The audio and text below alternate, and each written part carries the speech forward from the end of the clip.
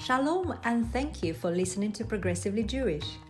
The theme of our podcast today is community, and it corresponds to the weekly Torah portion, Bo.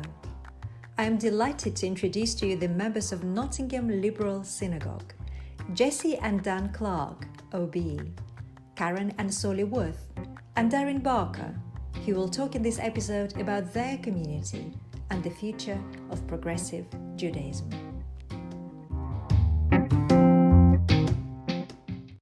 Hello and welcome to Progressively Jewish podcast. Thank you so much for joining us today. I would like to ask Solly the very first question. You are a member of the Jewish progressive community. What made you join it in the first place? Well, for me, joining the progressive community wasn't necessarily so much a choice as something I was born into, my mother having been a member for a good amount of time before, and I was brought up as a member of the community. So for me, it's just always been something that has been there in my life. That was an easy question, isn't it, Solly? What do Jesse got to say? What does Jesse has got to say? Answering the same question.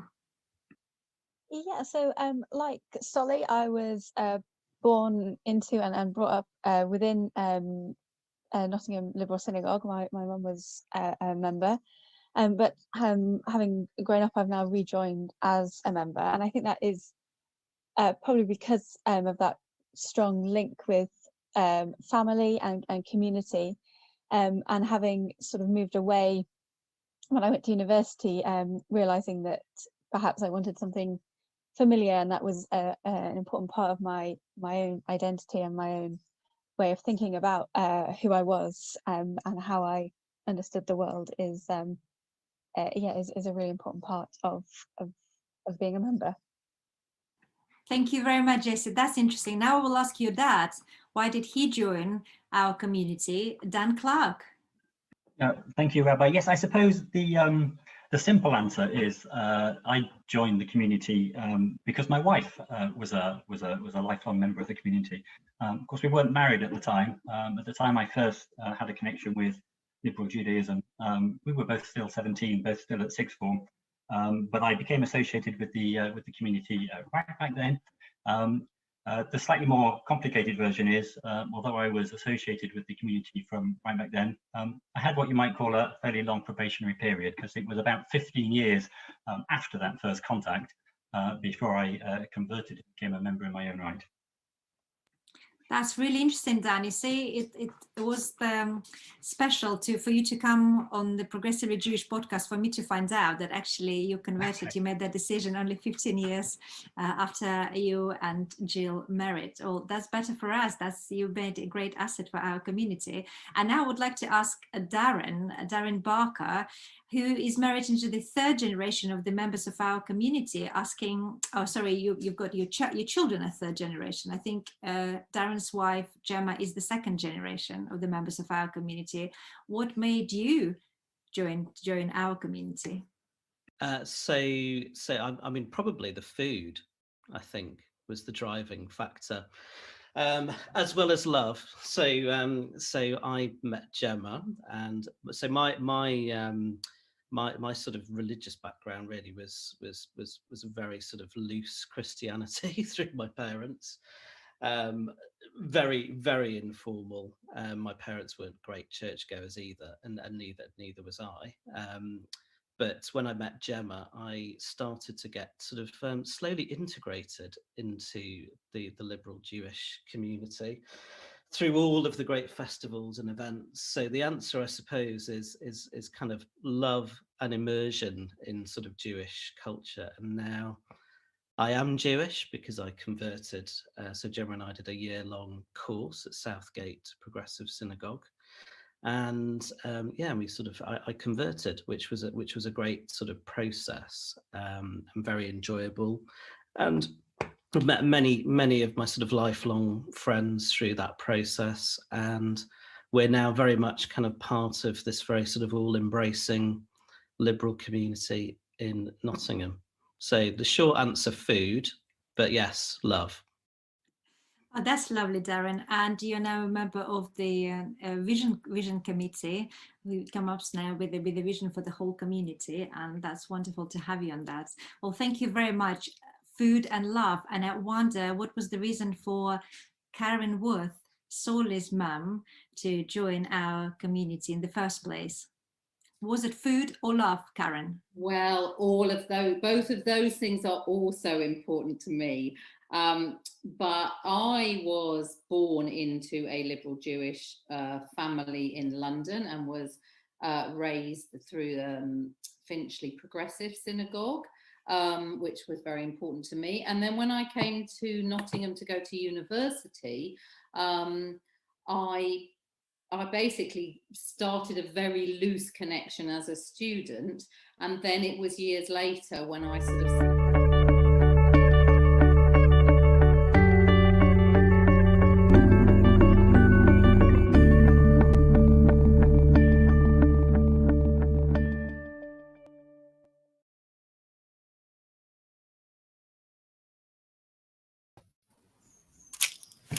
Good morning, Owen.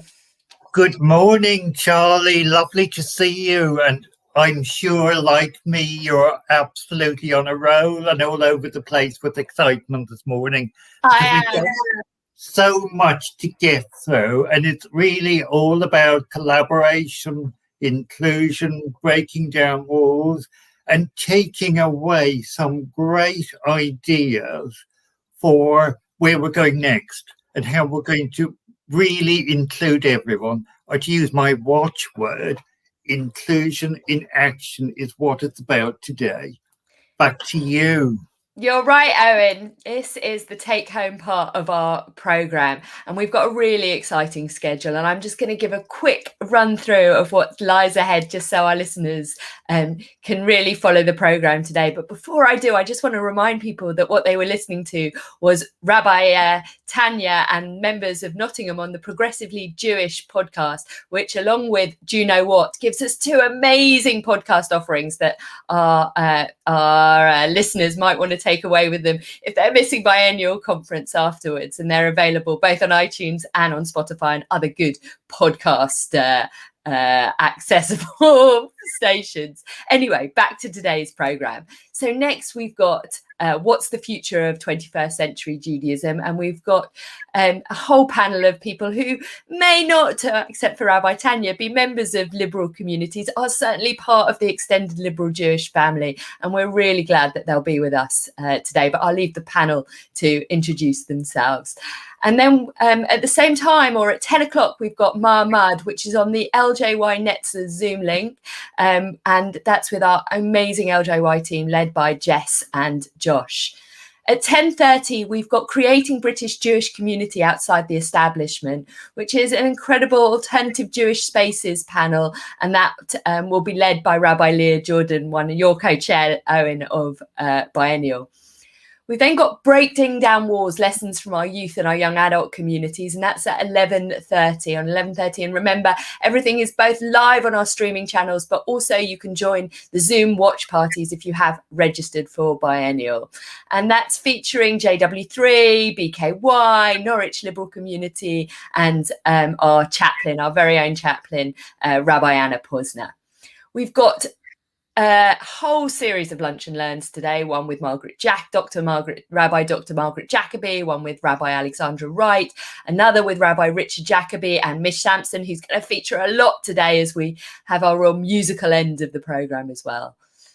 Breaking Down Walls is next at 2 o'clock with Rabbi Leah Morstein and a whole host of other liturgical specialists talking about breaking down walls in a liberal Jewish liturgy. And then at 3 o'clock, we're very excited to be welcoming Stephen Bush, the author of the Race and Inclusivity report from the Board of Deputies. And he's going to be in conversation with Tamara Joseph from Finchley Progressive. And I'm also going to appear talking about liberal Judaism reaction to the report. And we end our day then with Inclusion in Action, our bid, Owen, that you've been so fundamental in leading on, and for our communities to apply for appeal for money. We've got a bid of £3,000 to have an inclusion in action project. And finally, we end the day with our take home, which features all sorts of people, but perhaps most important to note that will be when we're going to both announce the award, who wins the money, but also our Chairs Awards, which is just such a fantastic opportunity to thank our communities. So lots going on today, Owen. Much to do, much to think about. That's the really important thing. I'm absolutely beside myself with excitement, which is looking forward to it all. So, Owen, I think we've probably been on screen for far too long already, and we should hand over to our panel. And I am just so delighted to welcome Elizabeth Harris to chair this panel for us, a great friend to me and also to many of us in liberal Judaism. Good morning, Liz. Thank you so much for being here. Thank you, Charlie. It's great to be here at my first biennial. Really, a Shahechiani moment, and I'm so sure it won't be your last. Anyway, thank you for being here and enjoy. I will. Good morning. Thank you so much again. Women are agents of social change and conflict resolution the world over. And in the Jewish world, you only have to look at movements for peace and social justice, Women Wage Peace in Israel, founders of organizations for social justice in the UK, such as Selim and Nahamu, represented today, to see that Jewish women are leading change for the benefit of all our community and way beyond, even when challenged with breaking down the highest and most impenetrable of walls. And each woman on the panel today has climbed a wall and created significant change to make the world just a little kinder, a little more just, and more inclusive. During COVID, one of the positive trends was watching some of the walls between different parts of our communities coming down, where previously it might not have been possible. I myself initiated a Daf Yomi group that's completely cross-communal and beyond. This was partly due to technology. Zoom created a situation where we could have a window into different parts of our community that we might not have had the courage or wish to enter previously, or to easily connect with people that we might not otherwise have engaged with. And this was coupled with the fact that Jews, throughout our history, we've always demonstrated that we can come together during times of crisis. This is one of our strengths, but it doesn't always hold true once the crisis has passed. Now that hopefully we're moving into COVID recovery, how we maintain and advance inclusion constructively will be a really important question. And today we're talking about the future of inclusion in our community and the specific contributions that women leaders can make to this with 4 remarkable women. The very fact that they're here together as a panel speaks volumes in itself. So men, take note. So first of all, I'm going to introduce Rabbi Robin Ashworth-Dean, who is the principal rabbi at Manchester Reform. There she is. Hi, Lovely, Liz. Robin. Hi. Robin is a passionate social justice activist, having worked as a human rights lawyer before training for the rabbinate, as well as her work with Selim, which she founded, the rabbinic and cantoral call for social and economic justice in the UK. She's co-chair of Greater Manchester Citizens, a broad-based community organising movement, and a chaplain of the One Love team for the universities. Robin has published journal articles and other works, including a chapter in the recently published book, Mapping Faith, Theologies of Migration and Community. Robin regularly appears on BBC Radio Manchester, Radio 4's Beyond Belief, and is a Pause for Thought contributor. She was named in last year's 40 Under 40 Awards in the Jewish News. Robin is interested in creating relational, textured, activist communities built by individuals who are enabled to step into their own power and collectively organise for a more just world. Welcome, Robin. And my second panellist is Rabbi Erin London. Erin received Semicha from Yeshivat Maharat in 2017. For those that don't know, that's in the US.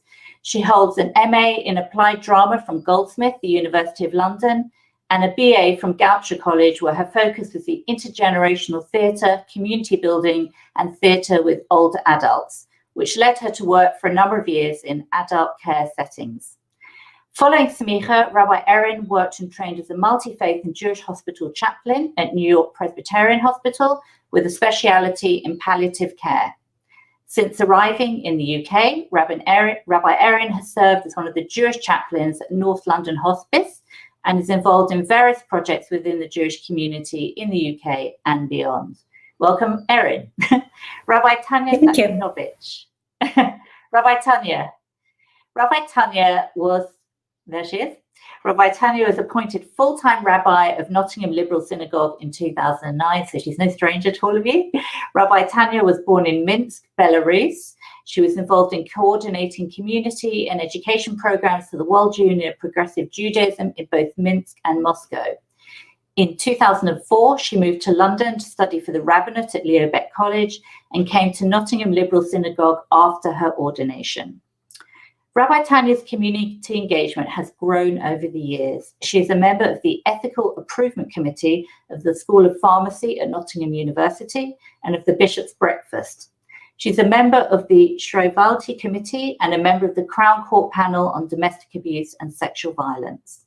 Rabbi Tanya is very proud to be a co-founder and trustee of the Jewish Muslim charity Salam Shalom Kitchen, a free weekly meal and an evening of friendship for those that need in Nottingham. She's also a co-chair of the Interfaith Initiative for Single Mums called Sisters Noor, as well as representing Liberal Judaism on the steering group for Eco Synagogue. Rabbi Tanya is a chaplain to Rampton Hospital and its trusts around the country. She's a regular contributor to both Thought for the Day on BBC Radio Nottingham and the faith column in the local newspaper Nottingham Post. When she gets time, and I don't know how she does, Rabbi Tanya's outside interests include spending time with her son and learning from others and the world. And last, but by no means least, is the inimitable Yehudith Fletcher, not a rabbi, but a leader, founder of Nachamu organization. Yehudith leads Nachamu's analysis of harm arising from extremism in the Jewish community, and she shapes Nachamu's advocacy and policy response. Yehudith has a background in project management and development. She works as an independent sexual violence advisor for Migdal Emunah and as a student of social policy at Salford University. Yehudith began writing as a child and is now a regular contributor to community and national papers, actually. In 2018, her poem Kina, from a survivor of child sexual abuse, won the Simon Rakua Award. Yehudith took part in the Susie Bradford Women's Leadership Programme at the London School of Jewish Studies, is a graduate of the UJA's Manchester Leadership Programme, and is on the current cohort of the Dangor Senior Leadership Programme. So welcome all. As you can see, we've got a real powerhouse here. It's really an honour to be moderating this panel. So I'm going to come to all of you for comment on a first question that I'd like you to think about. So can you give us a sense of how interfaith work has played a part in general in your rabbinate or leadership role? And then maybe a little bit about COVID as well, how things might have changed during COVID. So I think I'm going to turn to you first, Rabbi Robin, if you could give me a bit of thought about that. Yeah, of course. Thanks, Liz. And really gorgeous to be here with everyone on the panel and to be at LJ Biennial. It's one of my favourite spaces. So I'd say that interfaith has really played a part in my rabbinate because of two reasons. I'm going to say one, because of Manchester, the context of Manchester, and Yehudis can back me up on this, the particular nature of Manchester, and a project that I've been involved with many progressive rabbis and rabbis across the denominations of Tselem, which is a social justice rabbinic cantorial body, which was founded when I was a student rabbi. And we have tried from the beginning to make sure it's cross-denominational. So I've been thrown into the world of how to do interfaith work from that vision of having an organized body of rabbis and cantors leading on social justice. In the context of Manchester, what's very interesting about Manchester is on the surface, on the formal level, there is very little collaboration, although that's changing, between different denominational leaders. However, on an informal basis, everyone's family is a mix of congregants from different communities, and their practice in a lot of the modern Orthodox and Reform spaces are almost the same. in those two areas. So they really overlap. But it is changing. There's a Manchester Jewish strategy group that has been born during COVID, and that's an example of something that's probably only been possible because of COVID, which is an absolute spectrum of all areas of Manchester Jewish communities sitting in a space together, which has never happened, and I think is quite unique actually nationally as well. Wow, that's very inspiring. I will come to Yehudis now, just because you're the other member of the Manchester community, so it'd be interesting to hear how you reflect back on what Rabbi Robin said. Thank you, everybody. It's so awesome to be here today with people that I know already and people that I look forward to getting to know better. Rabbi Robin in particular is a model to me for interfaith. It was about 3 years ago, I think, when I said, I'm looking for someone to learn Torah with, and Rabbi Robin said, I'll learn Torah with you. And so there we were, from Manchester's Haredi community and the rabbi of Manchester's Reform community, getting together for a chavrusa. And if that's not interfaith, I don't know what is. I in particular have an enormous amount to learn from other communities. And I think sometimes the Haredi community is portrayed in a way that either has everything to teach other communities or nothing to teach other communities. And there doesn't seem to be that kind of middle space of kind of just seeing each other as other Jews and perfectly imperfect. And I think that's what my voice maybe brings to the interfaith conversation, that we have something to learn from you, and we would like to learn it. And who is we, I think, is often the question. And it's about making sort of challenging people to see Haredim in a way that previously they haven't, and also challenging ourselves to look for learning outside of the Haredi community. I think that's interesting. I think, just looking at the events of the past, very tragic events of the past few days in Israel, made people, really engage with the Haredi community in a different way, in the way that sometimes doesn't happen. It was very lovely to see people queuing up in Tel Aviv to give blood. That was sort of very inspiring for me. Moving on to Rabbi Erin from London. Yes, from London, and London is my surname also, for real. It is also a pleasure to be here and so excited. I would say that intrafaith work has been something that I've been engaged in, I don't know, maybe for as long as I could remember, even way, way, way before I even knew that I could become a rabbi. My first encounter was at the JCC, the Jewish Community Center, where I grew up. We had a teen council of active members of the different youth movements, NCSY, which was the Orthodox movement, BBYO, the American equivalent of FZY, the American equivalent of Netzer, and we sat together and created programming so that we can interact and learn with each other. And while I was in rabbinical school, I started rabbinical school in Israel, I co-founded with two women who are studying in the Israeli counterpart of HUC, the Reform Rabbinical College, an interdenominational Beit Midrash, where a group of us would meet monthly for about 3 years, and actually continued after we finished, to learn with each other and to learn from each other. And I even brought that along with me when I moved back to America. And when I think also about my work as a chaplain, I worked and continue to work with all people of all faiths, and also all Jewish backgrounds, and interacting with my colleagues from the different backgrounds. And I think that it's definitely part of my ethos. Even currently, I'm working for Reform and Liberal Judaism, creating a volunteer pastoral care training program. And for me, we need to be able to learn with each other, interact with one another as much as possible. That would be my ideal part of my rabbinate.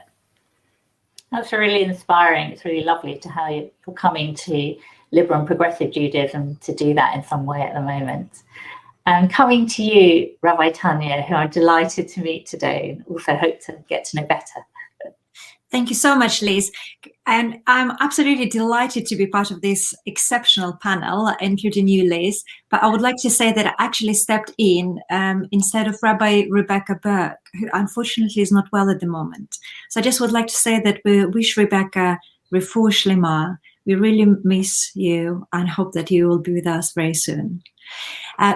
Going back to the question, I've really enjoyed getting to know the Orthodox Rabbi in Nottingham, who is Rabbi Paris, and having an opportunity to cooperate with some Orthodox chaplains from Nottingham University over the Shalom Kitchen project. And also now it's such an honor for me to be a member of Ika Synagogue steering group, which includes a rabbi from the Masorti Synagogue, Judaism, and Orthodox Judaism, and Reform Judaism. So it's definitely a true intra-faith work, and I'm very passionate about intra-faith work, probably as passionate as about interfaith work, and I believe that we can do more about it. And I think this work has enriched my rabbinate and made me accept the diversity of Jewish expression, but also made me think about the place liberal Judaism plays in this diversity. I'm delighted that we have so many denominations within Judaism, and that Jewish people can choose their level of observance of traditional mitzvot, as well as having a diverse way to live their Jewish life and express their Jewish identity. So as faith leaders, I believe we've got to lead our way of respecting each other's identities, but also finding a way of working together. Thank you, Rabbi Tanya. And it was interesting to hear how you felt that it enriches your experience of Judaism. Until recently, I was the director of the Council of Christians and Jews, and one of the reasons that I loved the job was because it was cross-faith, both on the Christian and Jewish side, and that was one of the most exciting aspects of the role. Going on to a more challenging question, I would say, what would you say, and I'll go to each of you in turn, are the pressing issues of inclusion within your own communities? And do you think they are relevant or more relevant for your or other communities? And I am going to start with Yehudis, if she could reflect on that. Thank you. I think the question is in two important parts. What is the, what's the most pressing issues of inclusion? Orthodox Judaism, and particularly Haredi Judaism, is very good at accepting everybody as long as you conform. And it's that second, as long as you conform, that makes things difficult for anybody who doesn't conform, because whilst we're not cookie cutters of each other, and besides for different temperaments or different interests, there are always going to be internal minorities in a system that proudly upholds what it doesn't call the patriarchy. There's always going to be, anyone who's not part of, we're all part of the patriarchy, but anyone who's not got the most power within that system is going to be, paying the highest cost for inclusion. That said, if you do want to be included, it's very clear the instructions are available for anyone who wants to read them. So I guess we balance this slightly difficult space of, yes, you can be included as long as you conform, and does that count as inclusion? I think for some people who are in my community really feel that and really subscribe to the fact that is enough, that it's enough that the instructions for belonging are so clear, that makes it so accessible. But I can tell you that the struggle within is that not everyone conforms. Internal minorities consisting of women, of LGBTQ people, of people with different abilities will all struggle to be included. So that's the challenge that we face. Remind me what the second half of the question was, Liz. Which are more relevant for your or other communities, would you say, in terms of inclusion? Yeah, so I think sometimes it can be a bit overwhelming when thinking about this question, because we are conservative with a small c, right at that very end of the spectrum of who do we struggle to include. And I think that's probably one of the things our community is learning to do better and can learn from more liberal communities on how to do better. Having said that, I really must put it out there that we, and this is a point that I know isn't the easiest to hear, but we struggle to be included outside our community as well. And we need to be counted as part of the Jewish community. And when it comes to inclusion and talking about planning for the futures for the community, it's really important not to see this kind of binary of the Haredi community and the rest of the Jewish community, and to think positively and creatively and constructively about how to plan for the whole community, including all of its parts. Can you think of a specific thing that other Jewish communities can do to reach out to the Haredi community? And maybe I'll let you dwell on that while I go to somebody else if nothing comes to mind immediately. Yeah, I think it's just my strap line was Haredi people are people, and please see us as individuals. Wonderful. I'm going to go to Erin to answer the same question. Would you like me to repeat?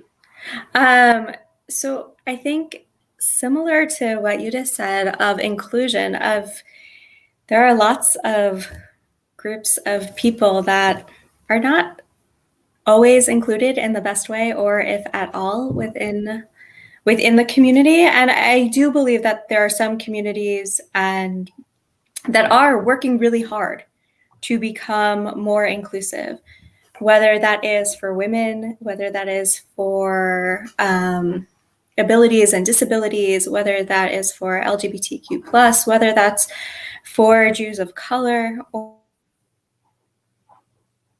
And it's really thinking about what can we do, where are our biases within, and how can we try and reach out and think, I would say also think creatively and also learn from one another. I think that's one of the big parts of intra-faith work that I love the most, is that we can watch what other communities are doing, because other communities are also doing well. And we can learn from each other, and some things we can implement. And it goes all the ways. And we can also learn from the things that communities aren't doing so well and try a different version of that. And the only real way for that to happen is if we're having conversations. We can't actually know what other communities are doing just from reading the newspaper, because as we know, that's not going to tell the whole story. That's not going to give us all the nuance. And so really striving to create a space that feels comfortable, that feels safe, that feels welcoming.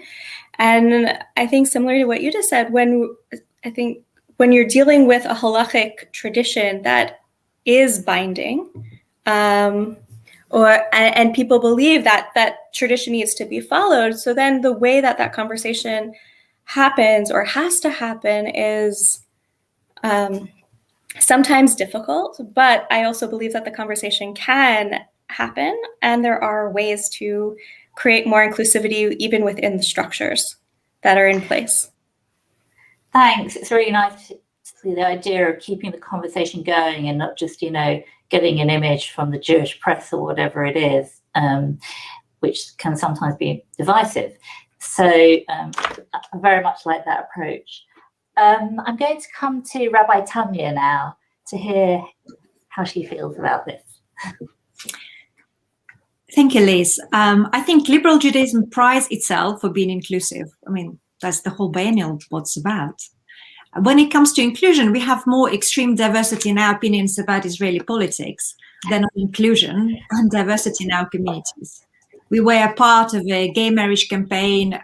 We are having training to work with children and people with disabilities. I think in most of the communities now, mental health issues are at the top of our agenda, probably again in most of the communities. LGBTQ members can join liberal communities, and non-Jewish partners of our Jewish members are welcomed into our communities as well. Though I'm sure that within each of our community, there are individuals who might have a personal bias against some of the categories I have just mentioned. We probably can learn more about the history of such ancient groups as Sephardim and Mizrahim Jews as well. But despite all our efforts, we know we always can do more.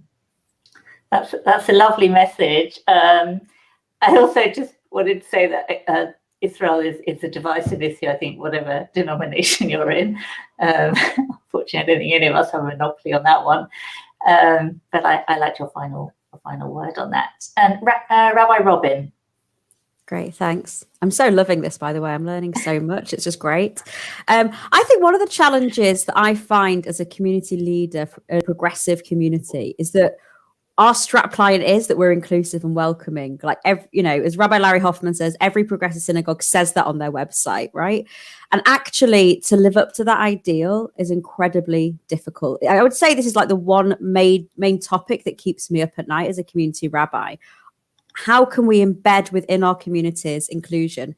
And that's because, as Yehudis was saying, that my community and every community, the synagogue structure is ultimately a patriarchal model, and patriarchy and white supremacy are like at the heart of it in the way it's structured. So I feel like constantly we're working against that to embed a culture that is open, that is transparent, and that is accountable, which I would say are the main pillars of an anti-patriarchal, anti-racist community. And that's really hard. I think one of the hardest things about the pressing issue of inclusion that I find is that we say we're welcoming, we're progressive, we're inclusive. And what that can sometimes stop us doing is drawing the boundaries that we need to make sure the space is inclusive. Sometimes you have to exclude to be inclusive. And I've definitely seen that in our community and in myself, the challenges of having to be brave to step up and say, actually, the way that you are talking to that young woman is highly inappropriate. I'm afraid we're going to have to ask you to step back or whatever it is. And being very brave in my role of actually stepping into that conversation and knowing that I have to be alongside the community leaders, the gatekeeper or someone holding on to the values and saying, here's where the line is for us to be inclusive. And it feels really counterintuitive. There are so many pressing issues that I would talk about disability. One thing that we are, I think a lot of communities are struggling with, which is a reflection of society, is about really being inclusive and open and not heteronormative around LGBTQIA. And certainly in my community, we're going on a learning curve of like, what is the new language? How do you create safe, open spaces where people can learn, hear each other and have open conversations? That's like one particular thing, but I'll stop there because I could go on. Yeah, and I could probably listen to you forever, Robin. It's lovely to hear how you're trying to create inclusion while sometimes knowing that you have to pull people back to explain how the impediment to that. Going to Rabbi Tanya first, do you find you're ahead of your community on issues of inclusion? And if so, how do you take them with you? And maybe also refer to Nottingham community specifically. Well, I hope that as religious leaders of our communities, we are leading the way by personal example when it comes to inclusion. I have faced some biased opinions about certain minority groups from some of my members. And I even had to confront my own bias when I recognized them as such. And as I said, this work is not finished yet. There is always more we can do. But certainly when we as leaders pave the way, the community follows. And it's about continuing what we've started. And there is no end to it, really.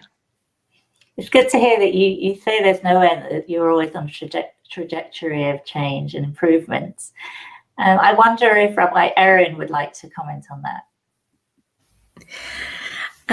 Yeah, definitely. So I'm an Orthodox rabbi who's also a woman, which is both wonderful and complicated. And I would say that there are members of my community who think this is the most amazing thing in the world. And I think that there are members of my community who think that this is the worst thing that could ever happen. And so it's both. It's both and not every part of the community is ready or accepting for women rabbis or female clergy or female religious leadership, however you might have that title. But I do think that it's, how do I take people with me is just being myself. and meeting more people and interacting with more people and allowing people to ask questions. I say that people, as if someone generally wants to know and learn, I'm open to almost every single question that they might ask me about what does it mean to be a female Orthodox rabbi. And I think that's the only way that we can learn, and is by having these conversations. And it's about meeting, it's about teaching, it's about interacting, and hoping that change will happen soon. Well, thank you for that, Rabbi Erin. You expressed that with such patience and grace, because obviously you are on the cutting edge of this at the moment and almost in the eye of the storm with some people. So thank you for that response. Can I come to you, Rabbi Robin, to reflect on this? Yeah, so I definitely think that my role as a leader is to continually learn and continually challenge myself.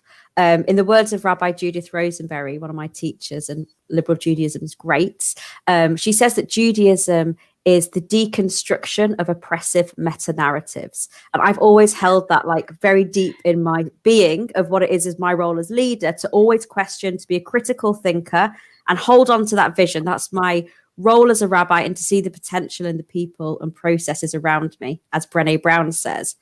However, I would say that I learn far more from my congregants. I love it when I am agitated by congregants in a good sense, that they will call the community out, call me out and say, actually how you introduced around pronouns, for example, really made me uncomfortable. Okay, great. Let's have a conversation. Teach me. We've got a member who's a BSL, British Sign Language interpreter. I have been on a complete learning curve about how we make sure we're a capital D, small d inclusive community. I love that. I think one of the challenges I have of being held to account in that way is being a woman. Is I find it very difficult sometimes to distinguish when I'm being held to account and it feeling like I'm being shamed and it's affecting my worth. So I'm working really hard on just being able to have those conversations around inclusion without getting defensive, without thinking that it's a slight on me or my values, but actually being able to open up, open-hearted and say, great, teach me. And again, that's dismantling the patriarchy. To understand that I, as a leader, am over here leading the way, knowing it all, is not how I want to lead. I'm a learner, and what I want to model is learning, openness, and rectifying mistakes. Brené Brown says we're not here to be right; we're here to get it right. We're on a journey with it. Yeah. That's a really lovely response, to learn from every experience. And I have to say, I travelled with Rabbi Robin to Israel and Palestine a couple of years ago, and wow, what a critical thinker. And we all had to be on our toes all of the time, but always ready to learn from every voice that we met. Going to you, Yehudith, how would you respond to this? I think I'm often positioned as, well, with a kind of symbolic violence, like, oh, here's a Haredi woman that we agree with. So this is a Haredi woman that we're willing to listen to. And it's not true. We should be really willing and open to include everybody in the Jewish community. And when we're talking about building resilient and sustainable communities, it's about, everybody counts, and not just the people whose values immediately match our own, and not just the people that we enjoy listening to, and not just the people that we click with. And I think that's been a struggle for me, trying to make sure that people outside my community really understand that I am not unique. I mean, I'm one of 7 children, and like my sisters might cover their hair differently to how I do, but we're built with the same core material and we hold the same core values. And, my family is one of thousands and thousands of families. And absolutely, certainly there are bad things done by people in my community. And certainly and without any kind of justification, there are bad systems in my community as well. But that doesn't mean that people in my community are bad people. It means that there's lots for us to learn, and there's lots of room to grow. And certainly we are here to get it right. And there are plenty. Yes, it's true that I'm saying things out loud around social justice, around human rights, particularly around forced marriage, that other people in my community haven't said out loud before, but I am pushing at an open door. And I don't claim to represent anyone, but it's important to know how many people's voices are being spoken through mine, and that I am far more representative than people understand me to be. Thank you. I think what's common to all the responses was how much you all want to learn from every aspect of your community and your communal members, even where it's difficult to hear it. So that's very lovely to hear. I'm going to ask a couple more questions, and then we're going to have to open to the floor because there are just masses of questions coming in. They're all very challenging. So just maybe a quick response to this one. When you look at other denominations and think, wow, what is that wow about? What is the wow thing that you would like that you could take from somewhere else? So Rabbi Tanya, what would wow you? Well, I certainly admire Chabad's approach to hospitality, and I really like what Yehudis and Erin said about having conversations. Erin said about having conversations, and that again we can learn much more from each other, and not just from the news which reach us, but actually by building connections and building relationships. And really interesting, Mike Beryl, I just go just a little bit off the topic, but Mike Beryl from Elstree just made a comment which came up at the first question, that intrafaith work is harder, I'm summarizing it now, than interfaith work. And I think as much as we invest in interfaith work and we really make an effort to get to know people of other faith, we probably need to make the same effort to get to know other denominations of Judaism, to build relationship and connections with members of other denominations within our faith. But what is interesting about Chabad that I used to entertain a lot of people, and I have a very small house, and sometimes I was squeezing up to like 30 people there, and people will be having dinner sort of on the stairs, on the floor, and it's always was lovely atmosphere. But I actually really struggle to both, cook the food and to continue with my rabbinic duty, so to say, including writing a sermon, for the morning after Shabbat. And I love having, people all over my house, members of my community, so wonderful. But then clearing up, I have to say, it takes just as long. And I know that most of the Chabad rabbis, they have a partner by their side who take that role on of hospitality. But it feels to me that as progressive community, we can do more of opening our houses and entertaining, and because it's such an important mitzvah. That's lovely. That's a lovely response. I'm going to go to Rabbi Erin. What's the wow factor for you elsewhere? A bunch of things. I would say. Yeah, I think two things come to my mind. One is the central notion of tikkun olam and being able to pray with one's feet. And I think that is also part. It's not just sitting and learning in the Beit Midrash, but it's actively going out, and that is also integral. And I would say also conversations about spirituality, I think happen much more, at least from my experience, in more liberal spaces, and being able to interact and connect and talk about God or connecting with a higher being. I would love to have that language be part of my learning, my community's learning. Thank you. Rabbi Robin. So I'd say two wow things that I would like to learn from or take in. So I think, although, liberal Judaism and Reform Judaism, we often like to say, as one, I think there are differences in how we express our Judaism, but also how the institutions work. And I loved being an LJ student, Rabbi. Loved it, loved the communities. LJ has a really clear clarity and focus, and the synagogues are much more a movement and as a whole. And I think in Reform Judaism, we struggle. I think that we are can be more affiliated to a movement. And I struggle with that. So I love LJ's clarity of focus and vision. I think from halachic Jewish practice and organizations, the thing that I struggle with and think about quite a lot is the fact that we don't have duty inbuilt. Erin said earlier, binding, right? Halacha is binding. There's a duty. A minyan, for example, right? You turn up because we need 10 people, 10 men, 10 people to pray, to come to a cemetery for a funeral.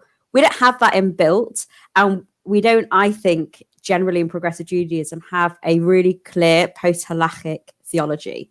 So what is it that makes somebody go to a cemetery to stand with a mourning family? And I've been in situations where there's been 3 of us and part of my soul has died. So how do you do it? Because it's the right thing. Is that enough? How do you build in duty into what we do? And I think there's an opportunity there for us to find a third way where actually you do it because it's meaningful and you're duty bound. It's somewhere in between. So anyway, that's something that I think it would be really great to explore more. That's a really fascinating question, which I will need to reflect on further, I think, how you build in duty. Coming to you, Yehudith. I think I'm just going to really turn what Rabbi Robin said back to her. Sometimes in Haredi Judaism, there is an overfocus on duty and the people get left behind. I was talking to someone about this the other day, about how there's a kind of outsourcing of morality sometimes. If you're not, if what you do is entirely constructed by duty, it's quite easy to build a rationale for things where you don't have personal accountability or responsibility. So my rabbi told me to do it, is not a good reason for forcing your daughter into marriage, or denying your child access to education, or some of the other human rights abuses that occur at higher numbers than we wouldn't be comfortable with anything. And I don't want to say it's common, but it's systemic abuses that occur in the community can be rationalized by saying, oh, this is not something I need to take personal responsibility for. And that's something that I've seen outside the Haredi community, within other denominations, is this kind of personal motivation that is values driven, that makes people stop and think, no, what is the right thing for me to do right now, and really take that responsibility for their actions, as it broadens into tikkun olam. But we're not just talking about tikkun for the whole world, we're talking about also tikkun for our personal worlds, our families and our communities that we live in. It's really interesting to hear you speaking after Rabbi Robin, hear the flip side of that there. Just that nugget in itself was a wonderful interchange. So before I go to my really wow question, I'm going to take some questions from the floor. So you'll have to wait for my final wow question, which will come towards the end for all of you. So I've got some really challenging questions from the floor, but we can grapple with that, can't we? So I've got a question from Sophia Woodley. She said she'd be interested to hear how the participants feel conversion impacts interdenominational collaboration. Well, that's a biggie. Are there issues collaborating with other Jewish communities that might not recognize converts as Jewish? And I'm going to come to you first, Erin, to hear, and I know it's challenging. Try and grapple with that. My initial answer to that is it shouldn't. My second answer, as I'm thinking about it, is I think it depends on what we're trying to do as in our intra-faith work. If it's about learning from each other, if it's about collaboration, if it's working on projects together, I can't imagine why that should be or could be an issue. And so that's my initial answer. And when it comes into particulars of it becomes more complicated, can become more complicated based on people's beliefs of conversion. But I actually believe that we should be there's a larger question about how conversions are being done, I would say. I can speak from the Orthodox community, or from my understanding of what happens within the Orthodox community, of things can and maybe should change in the global picture. But very I guess simple answer is no. We can work together and do things together. And Yehudis, would you like to say anything about that? Yeah, I think it's something that comes up as an issue. Certainly, I was brought up in Glasgow, being told that some people just aren't Jewish, even though they say they're Jewish, and don't believe them when they say that they're Jewish. And that was the narrative that was my starting point. I think I'm less interested now in who other people think are Jewish and who behaves Jewishly, and thinking about people being created in B'Tselem Elokim, in the image of God, with, even if it's a person who I disagree with, there will always be something that I can learn from them. There's always going to be some kind of kinship that I can have from them, as long as we recognize ourselves as both working towards the same ideals, and more people than you think are working towards the same ideals as you are, and certainly as I am. Thank you both. Is there anything you'd like to add, Rabbi Robin, to that? Then I'll turn to Rabbi Tanya. Yeah, so I think this is a great question from Sophia. I think conversion really impacts. I think it's all very well and good to have the fluffy intra-faith, we're working to the same thing and we can do it. Actually, this is a place where there's so much tension and so much hurt.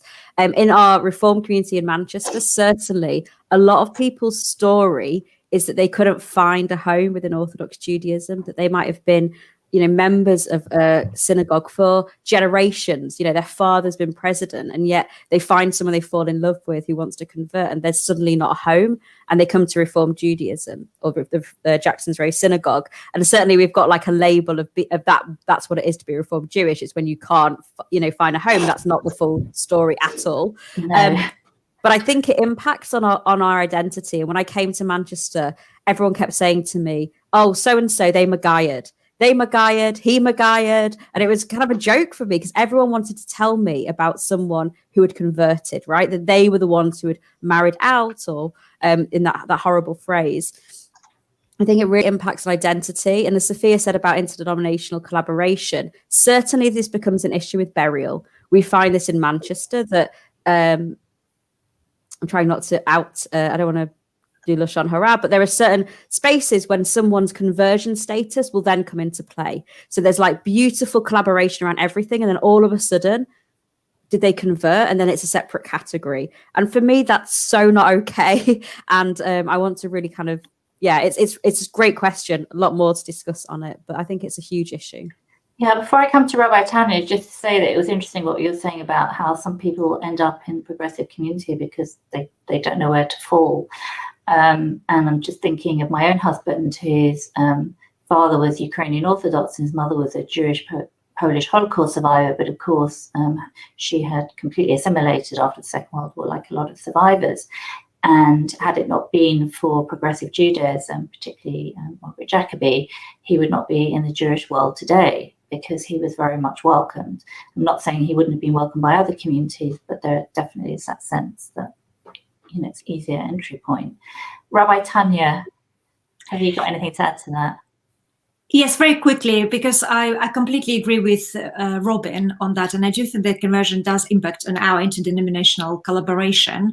But what I would like to point out is also how lucky we are to be living today. Because I think recently what we've seen is that kind of quite a phenomenal. Like today, for example, on our panel, we have a member of the Haredi community. We have a lovely rabbi who is Orthodox, but also works with the progressive Judaism.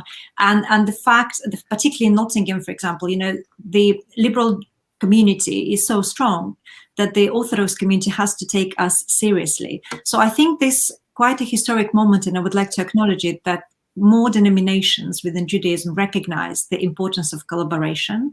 I'm not suggesting that we're going to move any further in terms of conversions, because it's a very big, very difficult issue indeed.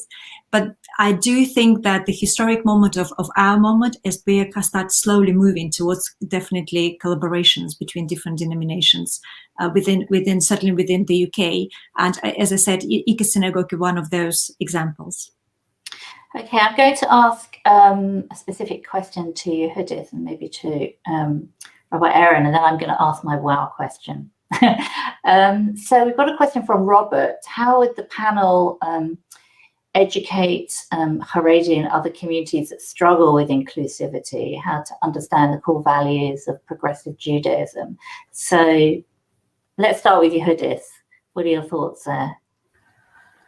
I think it's hard to go out with a mandate to convince somebody else of your point of view, and I would question.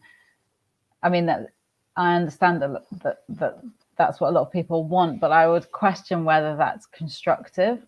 I think if that is your core belief, and you hold, and Robert hasn't. I think, yeah, inclusivity is what he's saying is the core value. But I think going out and trying to convince someone else to agree with you is just not the way to get other people to agree with you. I think a starting point that other people are respectable human beings, a starting point of boundaries, so saying what values we will and will not accept in our space, and being Or Lagoyim, a light unto the nations, and projecting those values outwards is the way to go.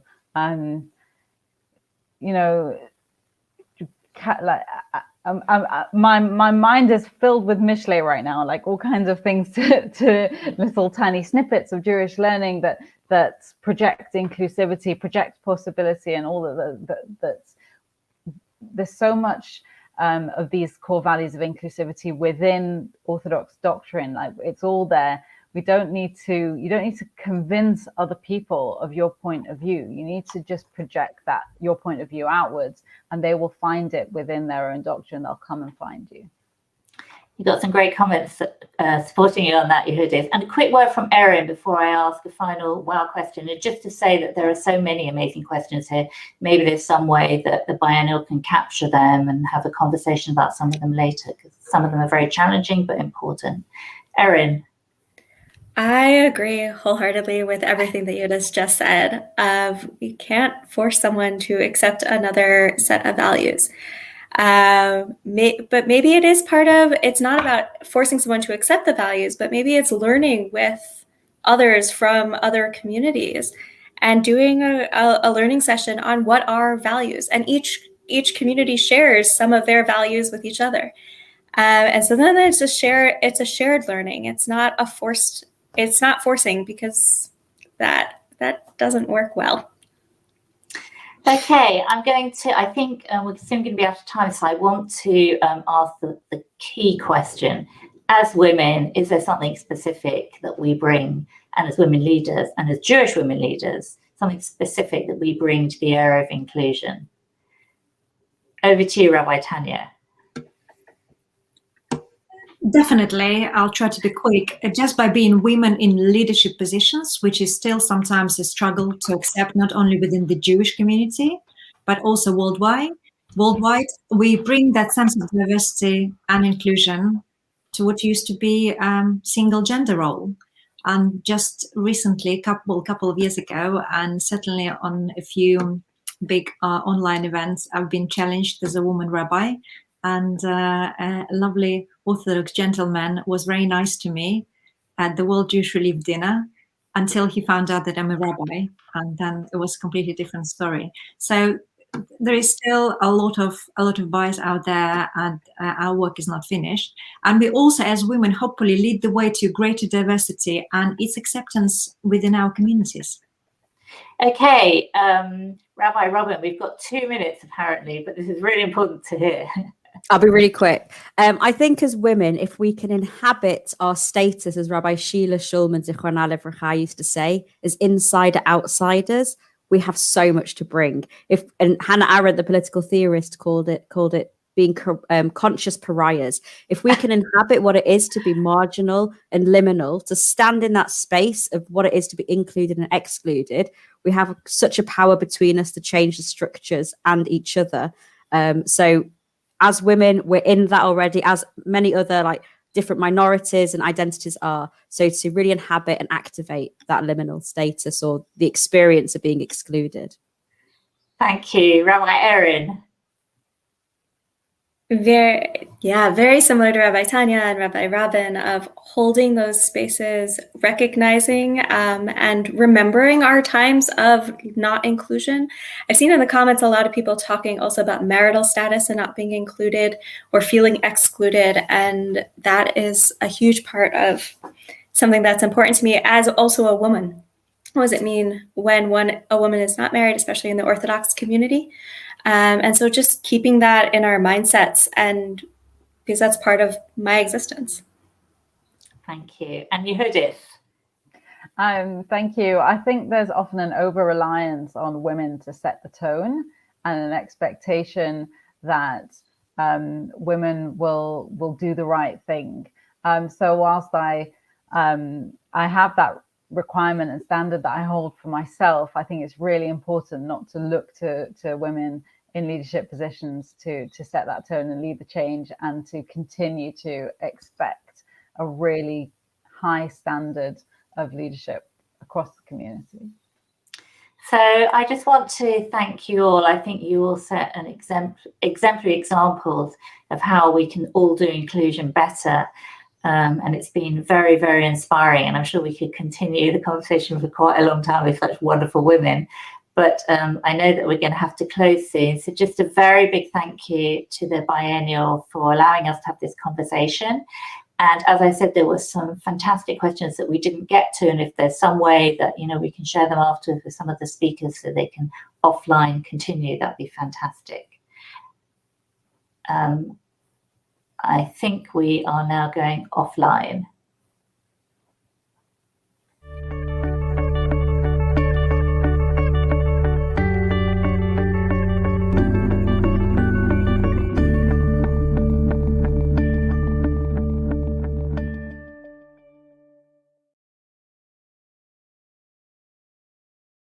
Really was something. It was really, really great to hear the discussion, because it's so important for our interdenominational people to talk and take a lead on social action. I was delighted to hear what they were all saying, particularly on disability and inclusion. It was great.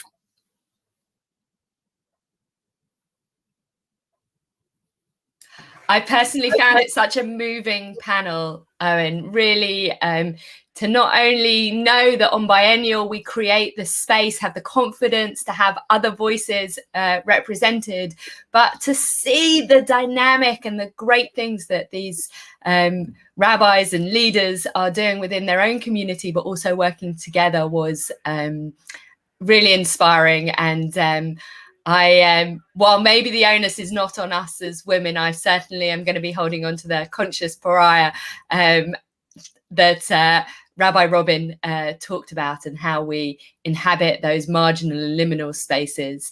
I really appreciated the discussion. And what a place to start our day, Owen. Really an exciting beginning to what is coming up next. And we, in a moment, going to hand over to Rabbi Leah, but we also have lunches and learns where there's some important information, Owen. People need to register. That was your cue.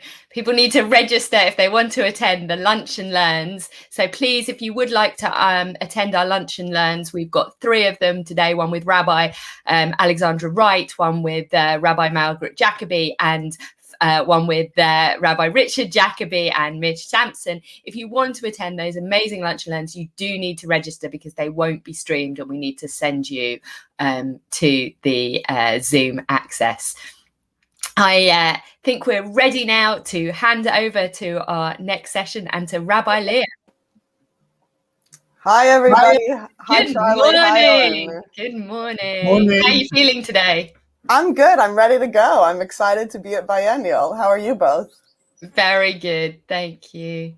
Pretty good. And I'm looking forward to this next bit, particularly because it's an interesting thing for me, because I've always seen myself as outside the establishment, yet I work within the establishment, which is a contradiction. But take it away, Leah. Thank you so much, Owen. So that was Owen Power. For those of you that don't know, who's my co-chair. I'm Rabbi Leah Jordan, the other co-chair of Biennial. The two of us, together with a whole team, co-programmed this weekend. I hope you're enjoying. It's really wonderful to see it all happening, to see all the discussions and the following through of our theme, breaking down walls. I think that's been a fascinating way to get into some more interesting, hopefully even some more spicy discussion. As I was talking with our panelists backstage for this next panel, we would like to bring you something to chew on and to really think about. So this next panel is going to be, I'm just going to be asking questions, and I'm going to be the moderator as co-chair of Biennial. And the panel is four wonderful speakers who I'm very excited for you to get to know. The panel itself is billed as creating British Jewish community outside the establishment, which, as Owen just pointed out, is an interesting concept, because of course I think it could tokenize toward our panelists or toward the establishment both ways, right?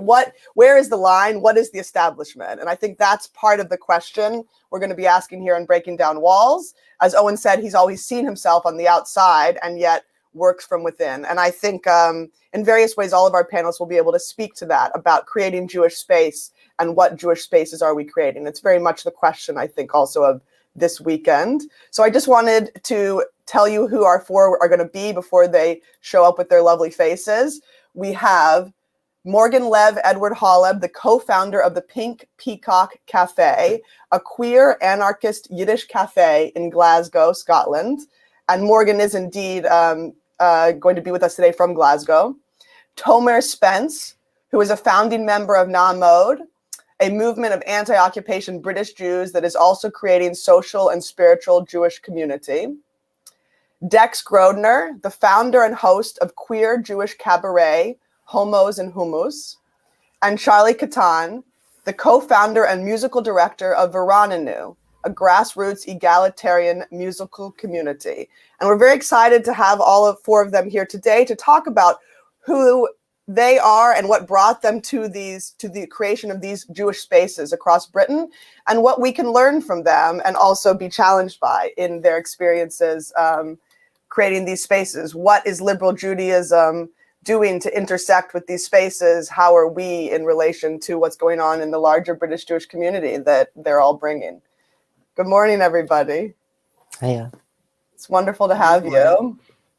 So I think what we're going to do is have the panelists introduce themselves and then talk a little bit about each of their projects or what hat they're wearing in speaking about this topic. And then we'll go into the more nitty-gritty of what are these projects addressing, do they feel that we could learn from? And I hope there will be some time for questions. So however you're watching this, if you put into whatever chat function you have, whether that's on various platforms that you're watching this streaming or in the Zoom watch party, put questions in and they will be filtered over to us. Some of them might pop up on the screen actually below, and we will try to get to some of those questions as well. Hopefully there'll be a bit of back and forth also with everyone who's watching. So just for the first question, I would really love you each to introduce yourself. How would you introduce yourself? And what is your project that you're coming to speak to us about? So with no real order, let's go to Dex first. Hi, Dex. Hiya. Thanks, Leah. My name is Dex Grodner, and I am here in the capacity of Homos and Houmous, a queer Jewish cabaret started in 2016 in London. And I'm really interested in Yiddish culture, the sort of the East End of London, and sort of music hall. So the theatre history of Variety and Music Hall in Vaudeville have always been so welcoming and open and diverse and sort of deeply Jewish, but also very secular in their thinking. So that's been something that has kind of tied in for me. I'm a drag performer. I perform under the name Hanukkah Lewinsky, and she's kind of the host of this cabaret night, sort of welcoming people into this world.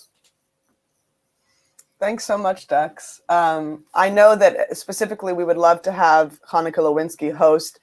I'm sure she's very booked actually around Hanukkah time, in part because of her name. But LJ would love to be in touch specifically, I know, actually, about Hanukkah coming to host one of our Hanukkah parties. But I'm sure that's a busy time for you. So, yeah, thank you for sharing us with that. I want to get more into it shortly. And can we go to Charley? Sure, hello. So I'm Charley. I am currently in the midst of finishing up a master's degree in migration studies, where I basically spend a lot of time thinking about the Jewish diaspora and how we form that. And I'm here to sort of represent Veranenu, which is a grassroots egalitarian musical community, which we set up a couple of years back to celebrate Kabbalat Shabbat specifically through music and song, and build a community around that. And I'm here in the capacity of sort of representing that community.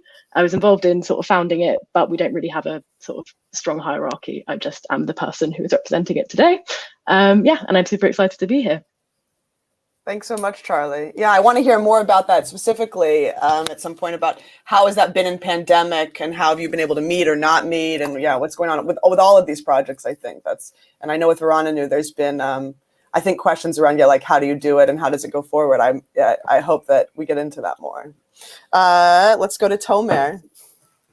Hi, I'm Tomer, and yeah, I'm kind of a returning liberal Jew. I grew up in a North London Progressive Synagogue, which evolved into the congregation that Leah now leads, Gail in North London. And I'm here in my capacity as a founding member, again, along with Leah, of Na'amad, which is a movement of British Jews who are opposed to the occupation and to our community support for it. We're a cross-communal movement, so we have members right from the Orthodox end of the spectrum through Masorti, Reform, and Liberal, and of course secular Jews as well. And we're very much focused on kind of taking action to take a stand for freedom, equality, and justice for all Palestinians and Israelis, for everyone in the Holy Land, Israel, Palestine. But also around that, we've kind of created a very intentional Jewish space.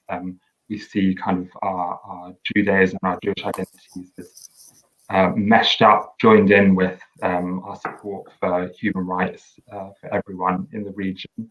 And so, that expresses itself in different ways, both through the campaigning that we do, but also just around creating Jewish community. And definitely there are it's really interesting people coming from such different Jewish backgrounds into this space where we're all working on a common cause. And it sounds like, everyone else on the panel has been doing that in different ways as well. So really looking forward to sharing this experience.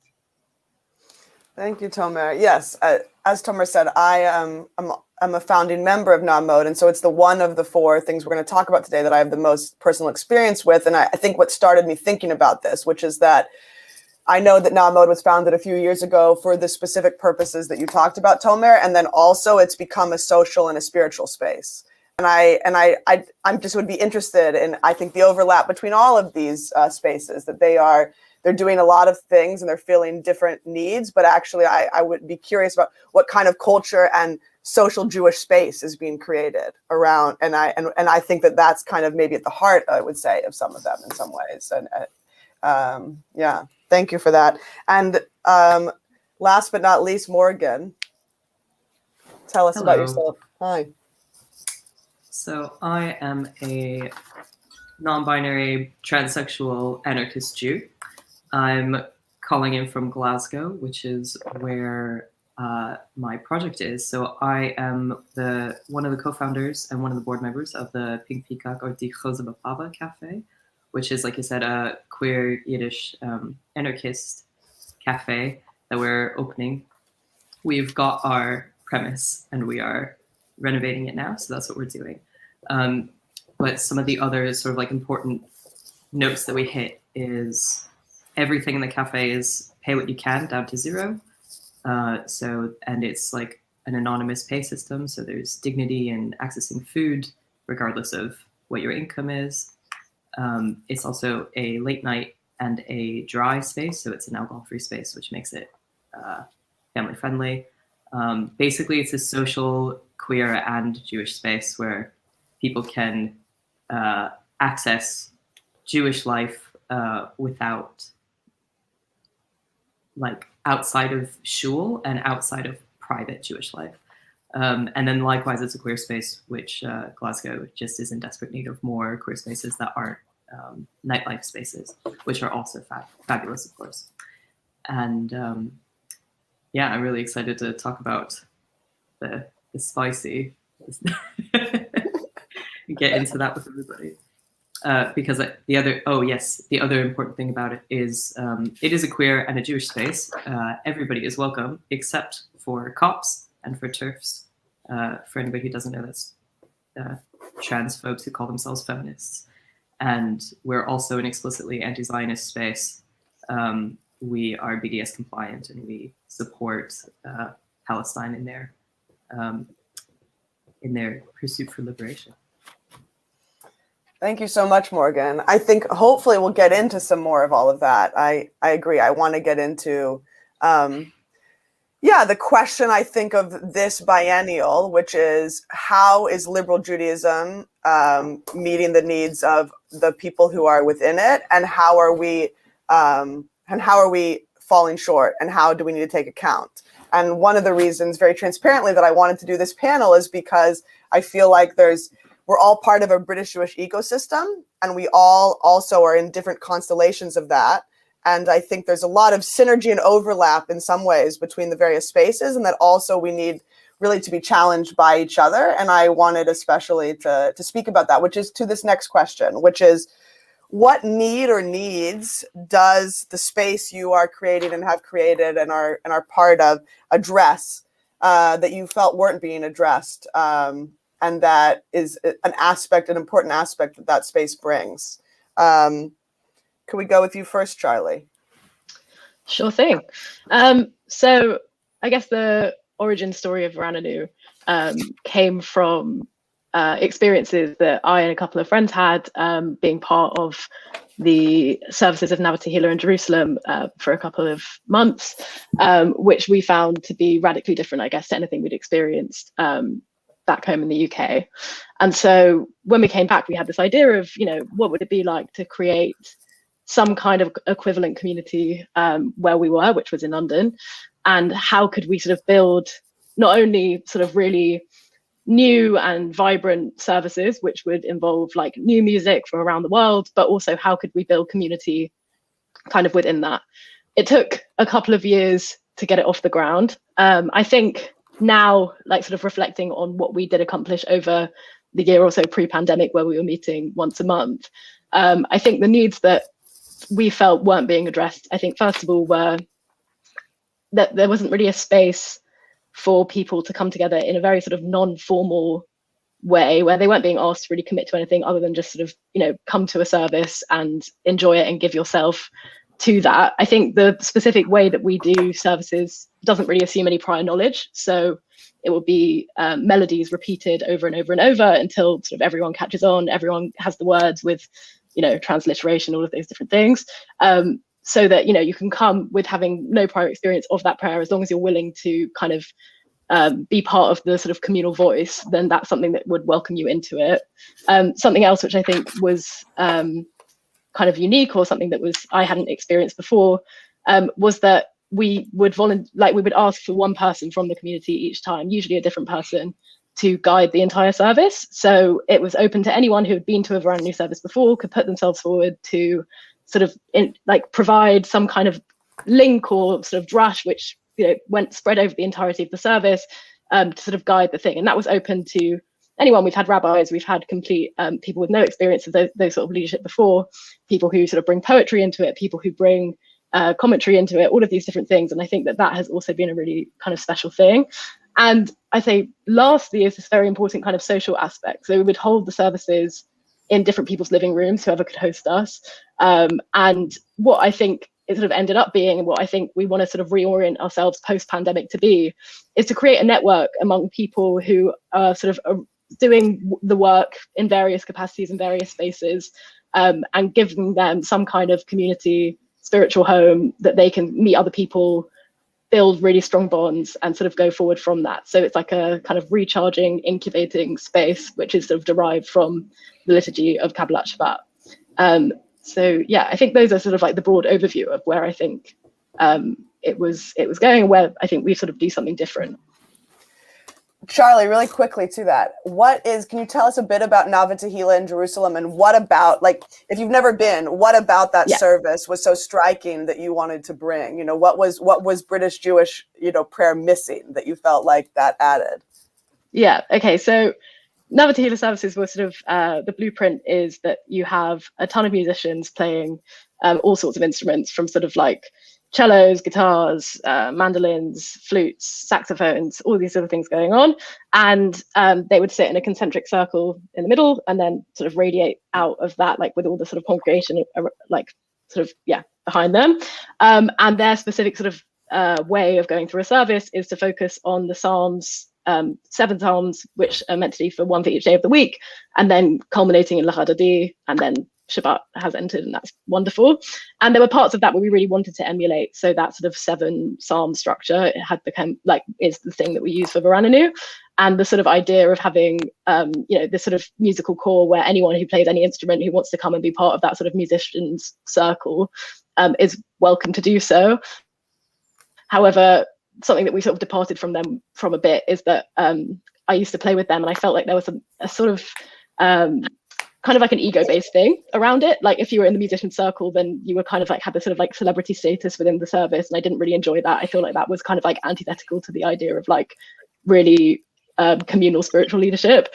And so we don't really segregate ourselves. We all just sit in one sort of big sort of mishmash, and try to sort of decenter any one individual from, I guess, like the running of the service, apart from the person who's guiding it for that specific week, who could be anyone. So yeah, it's a lot of music, a lot of singing, a lot of dancing. Yeah, I think that's kind of how I would describe it. Thank you so much. It's something that I certainly miss. I don't think we do enough of what you do in Britain, and I want to hear more about your post-pandemic plans for making this network. That's really exciting. Thank you, Charley. Morgan, to the same question. So I think the biggest need that we identified in our neighborhood is economic. I live in a really diverse neighborhood. Glasgow is one of the cities where the Home Office relocates asylum seekers and refugees. So we have a lot of people from a lot of different places, and most of whom are not given the economic support from the government that they should have for basic dignity. So, and we wanted to make a space where people could access food without guilt or shame or stress around money. And we were told by lots of people that that wouldn't work, that if we just had free food, that people would take it all and run, or that we'd be overrun with like unhoused people, to which we said like, great, that would be fabulous. That would be a real like, mark of us being successful if that was the case. And so far those people have been wrong. We've managed to always break even when we do any kind of, when we did food deliveries earlier in the pandemic, and we have an online shop right now while we get the space ready, and that's all pay what you can down to zero, including free shipping. And we've always managed to just like eke out money from that rather than be at a loss all the time. So that was like far and away the most important thing to us, was that we are accessible in terms of economic stuff. But we're also really focused on being accessible in lots of other ways too. So I mentioned before, like we're a queer space. There just need to be more of those. So that's, and I can talk for a long time about that. We're also like a physically accessible space. We're building a physically accessible, like disabled toilet, which doesn't exist yet in our neighborhood, which is an absolute shanda.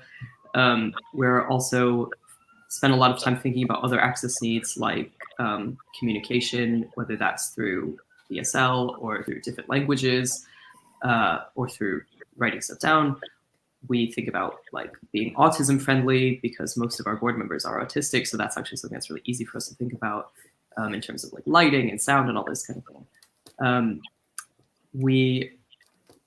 But then in terms of the Jewish stuff, which I think is probably what's interesting more than anything else to this audience,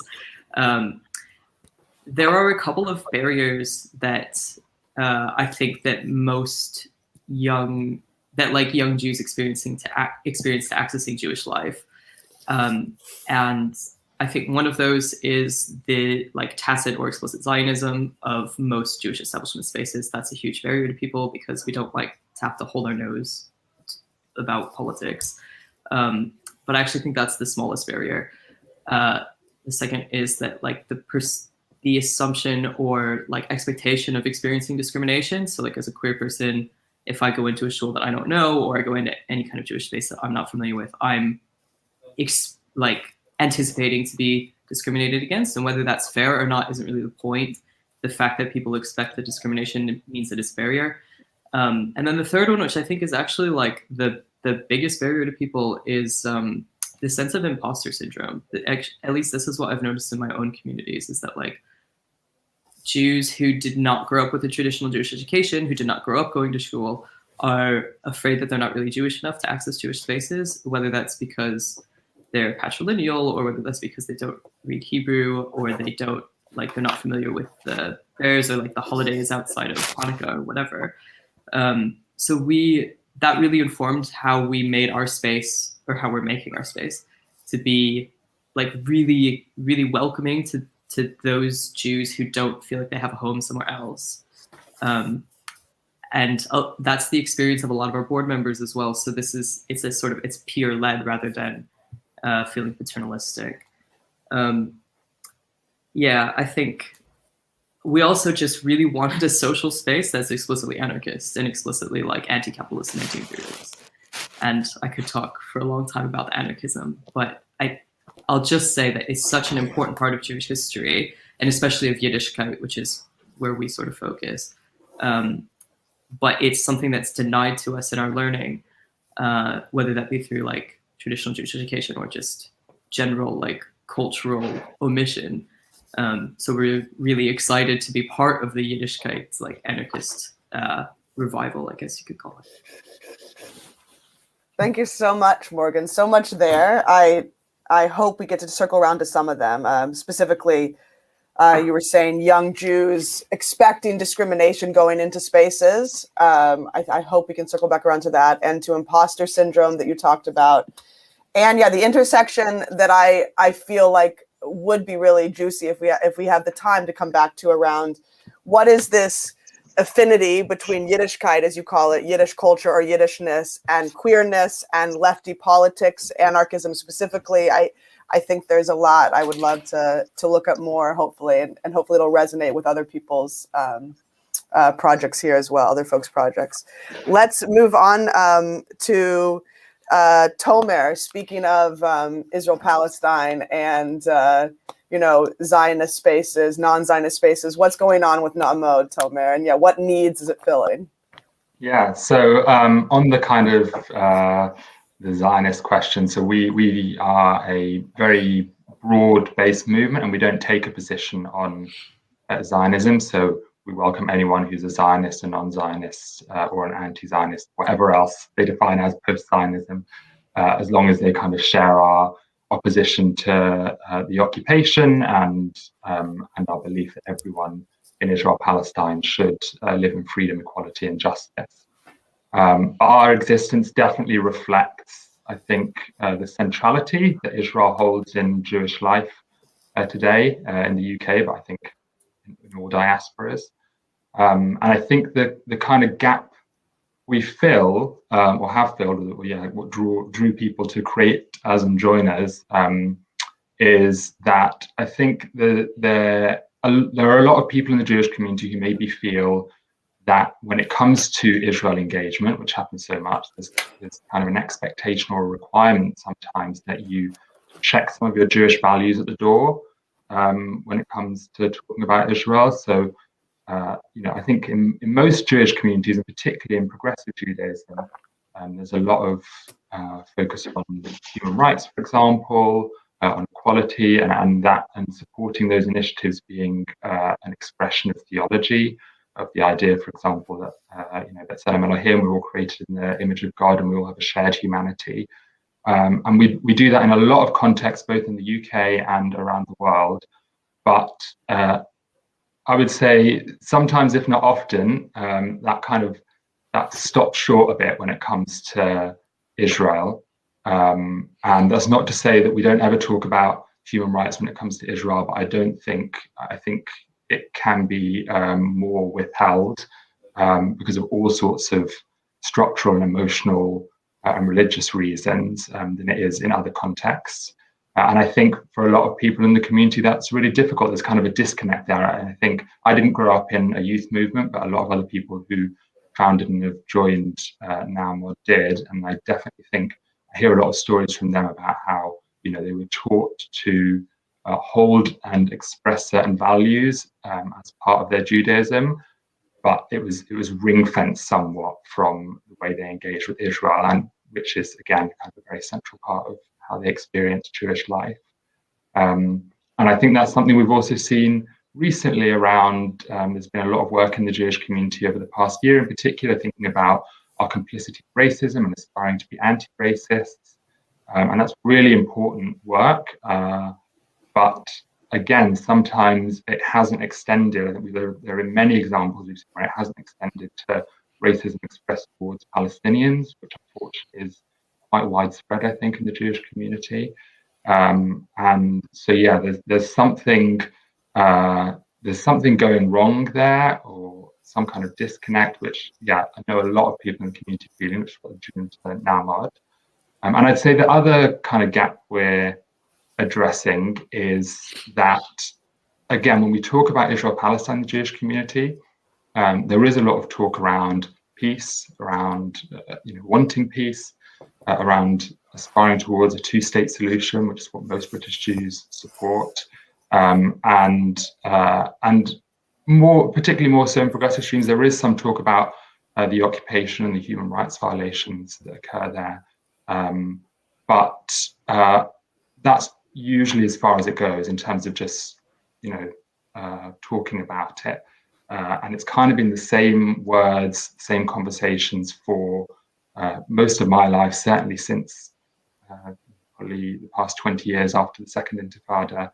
And that's, none of that has changed despite the context of the far right in Israel gaining power, gaining more and more power, the occupation becoming more entrenched, the prospect of some sort of just peace seeming further away than ever. And I think what NAMOD has done is we've said, we're not just going to talk about this, we're actually going to take action. And we've done that in a lot of different ways over the few years that we've existed. And I think, clearly that's spoken to a lot of people because there are people both inside and outside of Jewish established life who have, kind of been drawn into us, who've joined us, who've attended one of our orientations, who've got involved in our campaigning, because, they really care about what's happening in Israel-Palestine, as, most British Jews do, or a lot of British Jews do. But they're not prepared to just kind of talk empty words about it and really want to put their money where their mouths are. And I think we're kind of one of the first entities in the British Jewish community to really offer a tangible way to do that. And the kind of the suffix I would add to those two examples is that I think clearly that's come from within people who are engaged in Jewish communal life and felt that something is missing a bit, and that things aren't being done in the ways I've discussed, that there's kind of gaps there. But also people, I think, who are outside Jewish communal life and are looking for a way in, but feel like the way that the established Jewish community engages with Israel is insufficient in some way and a barrier to them getting involved in Jewish communal life, which is certainly something I felt. I lived abroad as a teenager. I kind of felt my way back into the Jewish community being here in the UK as an adult, and that's certainly something I came across. And I think that's probably, again, where a lot of the spiritual communal side of NAMOD, alongside our campaigning, speaks to a lot of people and gives a bit of a home in the Jewish community, which they haven't been able to find elsewhere. Thank you so much, Tomer. That's a lot of food for thought. I think some overlapping food for thought in some ways with some of the other panelists, and then also a very specific message, which I'm very glad that you are bringing and expressing so clearly. Thank you very much. On to the cabaret. Dex, can you tell us, what I loved hearing about the founding of Homos and Houmous from you, and I would love to know more about what needs were you seeing that needed to be with this cabaret production. Dex. Thanks. So when we founded Homos and Houmous, so in 2016, there was this real discourse, this line of thinking when people would talk about importance of safer spaces for people of color, as sort of spaces that were exclusive for people of color so that they could retreat, regenerate, heal, think, create, and then feel bolder and more empowered to step back into the broader political sphere, sort of energized and focused. And a backlash to that was coming this kind of rhetorical question, which wasn't necessarily coming from a particularly empathetic or uplifting place, but people would say, well, what about spaces for Jews? What about spaces for Roma and traveler communities? What about spaces for Polish people? And this wasn't being used as a point of solidarity. It was being used as a point of kind of separating, dividing, and undermining these different communities, which, frequently overlap in these different intersections. And so at the time, Homos and Houmous felt really important as a space for Jews to ask questions around what is our own responsibility to offering diverse voices, to offering a platform to a real range of people, and a platform to focus on their art and their individual voices. And I think that the cabaret form lends itself really well to this kind of speaker's corner or bulletin board form, where we're not actually all offering one cohesive voice. I grew up Reform, and then I spent my adolescence in an Orthodox school. So I did kind of get that really interesting mix of perspectives, and as well as gorgeous performance art and we're also grounded in this kind of socialist and anarchist tradition of klezmer and Yiddishkeit. So we have a lot of klezmer music and a lot of Yiddish singing as part of our performances. A regular performer on our lineup who's a really close artist as part of the events that have gone on for years is the British Palestinian performance artist and poet Rami Yasser. We've had a lot of speakers' corner kind of approaches. The activist Dan Glass had gone and spent a lot of time with the LGBT communities in Russia and Poland who were living in so-called LGBT exclusion zones, and came back to share people's perspectives from those places and really outline what the needs were for solidarity going on there. So this kind of bringing together of quite down the line political commentary and needs with Yiddishkeit and music and a real range of voices. There was a fantastic singer and performance artist who performed at one of the very first shows, who is Catholic and a descendant of the Conversos, called Saint Terente. The Conversos is the Jews who were forced to convert to Catholicism in Spain. And it has just led to this amazing mix of voices. So something I think is really important as far as what the Jewish community should address and liberal Judaism could uphold is this real focus on art and art making as a liberatory strategy and as something that can uplift people, and that extending beyond. We're seeing a lot of fabulous workshops and a lot of fabulously inclusive events which allow everyone to kind of take part and share voices, and I think that's so important. But I also think that resourcing individuals and diverse individuals with enough support to be able to rehearse, to be able to develop new perspectives and voices, and actually come up with something really clear that that they have been supported to do. I think this year has really shown quite how precarious artists are. And we've been continuing to put on the Homos and Houmous cabarets right through this year. We did a Purim spiel with Morgan and Pink Peacock, and it was fantastic. Raised a lot of money for Pink Peacock. But it has just shown that a lot of artists have fallen through the net of employment support this year and have been left really down and out. And I look through, funding resources and funding specifically within the Jewish community, and I think there's an excitement around projects which challenge anti-Semitism and which build community, but that rarely translates to anybody looking to actually fund artists to make and develop work. And I think that's so important and something that the liberal Jewish community should really get behind. Thank you so much, Dex. I think the reminder specifically about artists in this past period and how important they are, and how much I wish I could go to the cabaret, and how I've wanted to attend, and really, God willing, hopefully will in future, and how much that space offers is a really important reminder. And in a perfect world, we wanted, as you know, Homos and Houmous to be our entertainment this evening.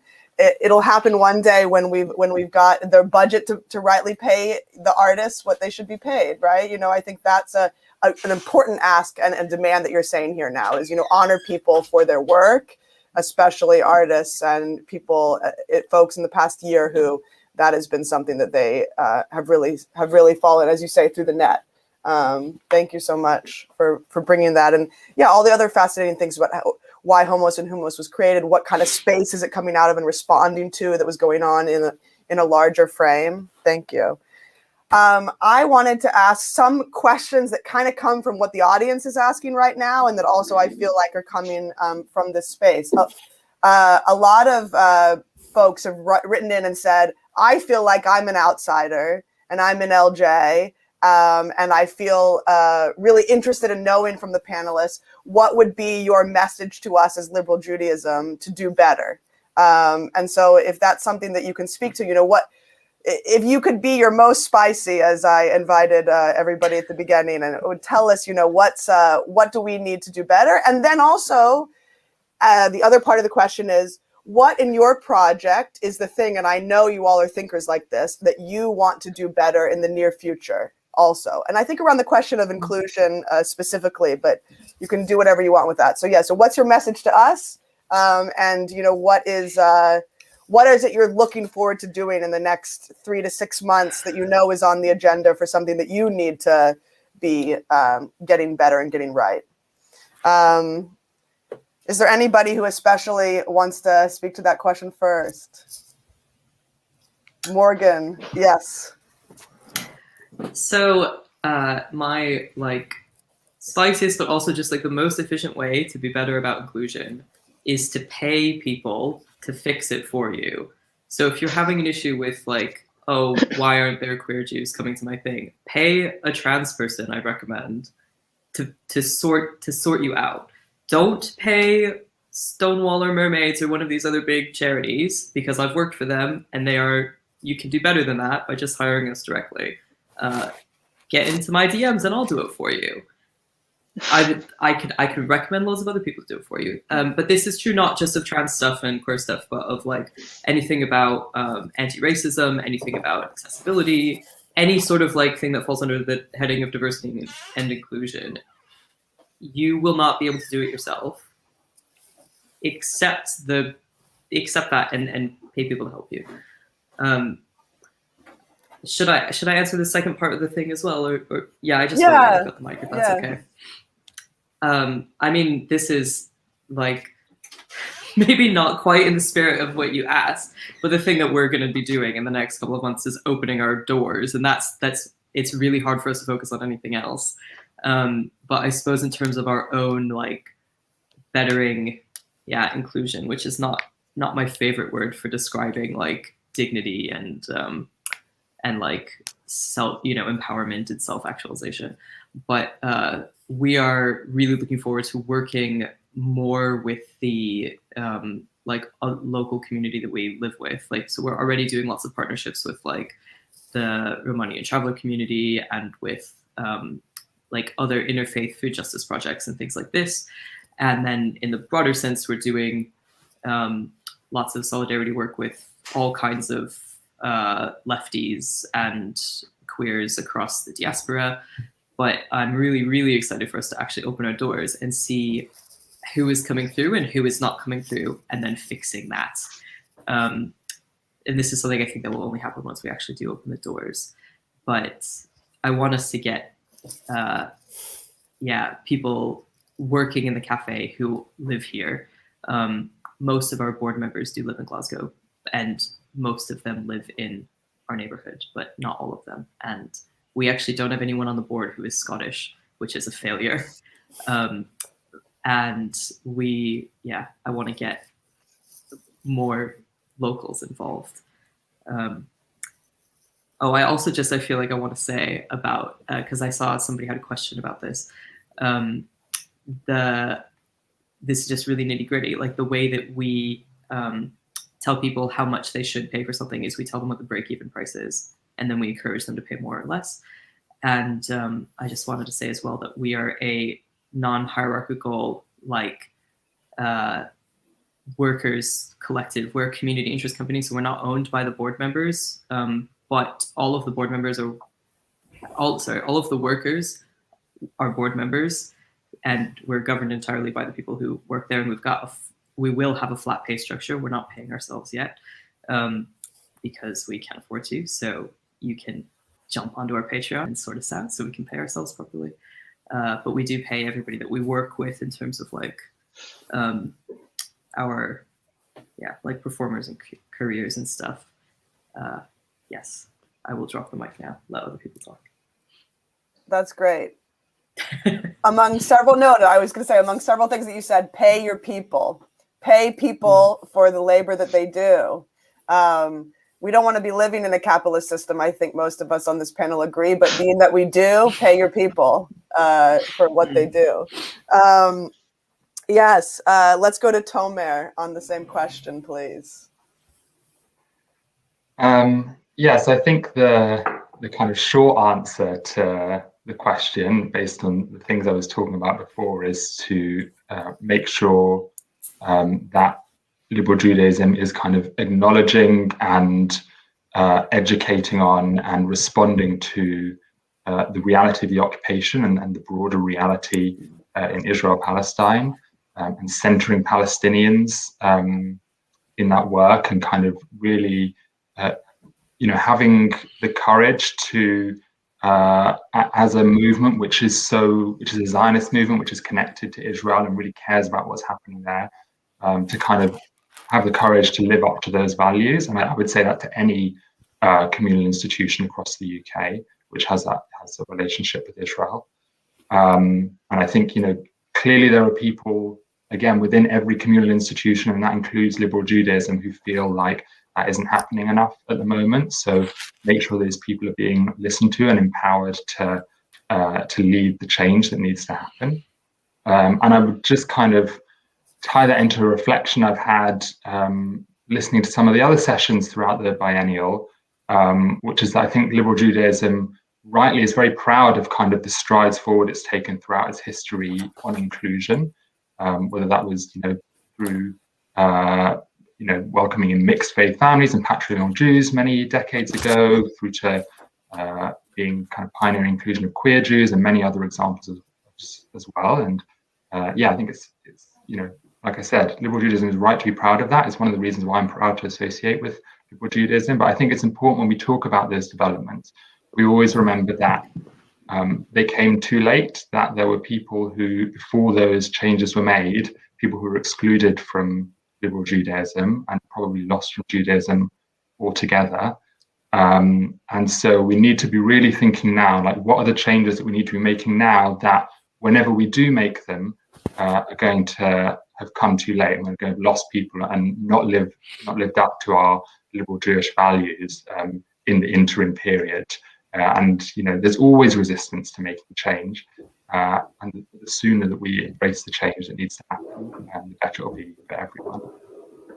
In terms of the second part of your question around what NowMod is doing to pioneer or be more inclusive ourselves, again, it's a really important question. Every institution and organization and group needs to challenge themselves on it. We're certainly, like the rest of the Jewish community, been thinking a lot about how we fulfill our aspiration to be anti-racist over the past year, and in the wake of the Board of Deputies report on racial inclusivity. We do have Jews of many different backgrounds and ethnicities in NowMod, but we, like the Jewish community as a whole, are kind of skew Ashkenazi centric. We also skew towards the progressive end of the Jewish community, even though we do have members from across it. And I think it's really important that we don't get trapped in a silo like that, and we welcome in anyone from across the community, religious background or not. Also I think as a kind of volunteer-run group, it is hard for people. We have a lot of people joining us who want to be involved in our campaigning and in our cause. And as a movement with a very small budget, with no staff, it is hard to make sure that we're creating opportunities for everyone to live out their values and play the role they want to play. And people with more capacity to do that in their lives are in a better position to get involved. And so there's definitely structural barriers we need to think about to make sure that, anyone who wants to be a part of our movement, an active part of our movement, can be. Thank you, Tomer. For one brief moment, I'm going to wear my NowMod hat and add to that the two things that I've noticed, and I think this is learning for LJ, I'm sure, as well, because in some ways I think LJ can teach us on this, is I think I've heard the critique that we are not as good at our multi-generationality as we could be. We're very much, not necessarily that this is an age divide, and it isn't always, but the fact that we're on Slack and all these platforms that are quite new to a lot of people. I've heard feedback that we need to be better about how our methods to make it a more multi-generational open space. And another thing is that NowMod was founded largely by people who were thought of themselves more as religious, whereas the Jewish left in general, at least of old, very much thought of itself in some ways as secular, atheist, non-theist. And so I think there's an interesting thing that's happening within NowMod where all those folks are there together, and we're trying to figure out, what does Jewish religious or a-religious identity look like? So just wanted to add that as extra kind of texture. Thank you so much. Let's go to, that way, Dex, you're not at the end of this round as well. Can we go to you, Dex, and hear, what can we learn as LJ from what you all have been doing, and what's the next phase of Homos and Houmous?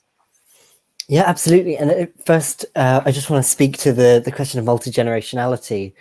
And I think that on that one, I think that the best way to do that we've found is really to look at what is your history, whether that's what is the history of your movement, what is the history of the form that you're taking, what are the political histories that have been mapped.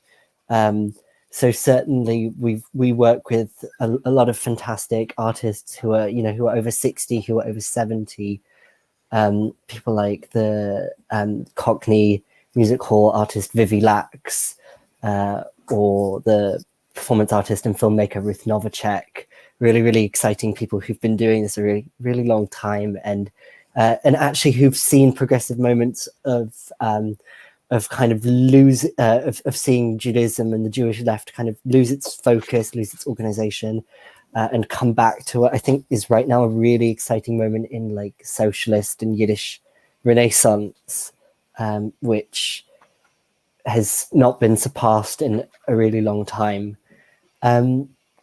As far as takeaways, I think it's remembering that none of us are an island, and that to get organized, you need to be part of broader movements, in whatever role that takes. That doesn't mean that you have to be the one spearheading everything yourself, but I think seeing what are my values and what kind of people around me are already doing this, the work that we've been able to do with Pink Peacock and with Judas before that, back in 2017, have really helped organize us as a movement and see who else is doing this.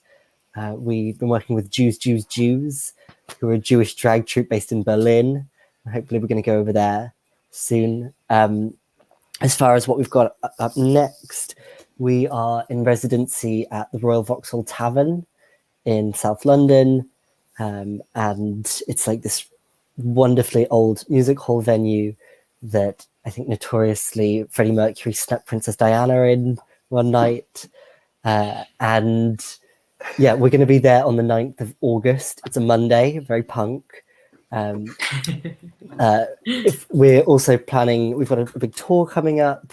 This was the poster for the tour which went online. And we're going to be doing a big fundraiser in the coming months for that, a kind of drag auction. I think we're going to call it Smotherbees. And so we're going to be encouraging people to donate goods and services for that to raise money for this tour, because it's so expensive, because we don't pay cabaret fees. A lot of the time, cabaret venues are paying people sort of 30, 50 quid to perform, and we just will not do that anymore because it's not sustainable. So hopefully, if we make that kind of money, we'll be coming to Bristol, Sheffield, Manchester, Glasgow, and London. And support, get organised, and thanks so much. Thank you, Dex. I think we have time to hear from Charley, and then what I want to do is a lightning round where you all say, where can we find you? How can we get involved with the project? And you can give us your, any social media or anything like that. I think people would really like to hear that at the end. Charley, you were an RSY movement worker, so I'm sure you have something to tell the establishment about how we can do better. Okay. So I was going to say that I think being because Veranenu, what the sort of thing that we do is kind of broadly synagogue adjacent. The thing that we've really struggled with in terms of what I've struggled with in terms of parent bodies and sort of big institutional things is that people look at Veranenu and see a group of young-ish people doing something, engaging people, which they struggle to do, and try and co-opt that and say, please come to my synagogue and do this thing for us so that we can draw on your resources and do what you do. And that is a bad approach because I think that makes it feel sort of instrumentalized and almost utilizing this thing that we're building intentionally for some other ends.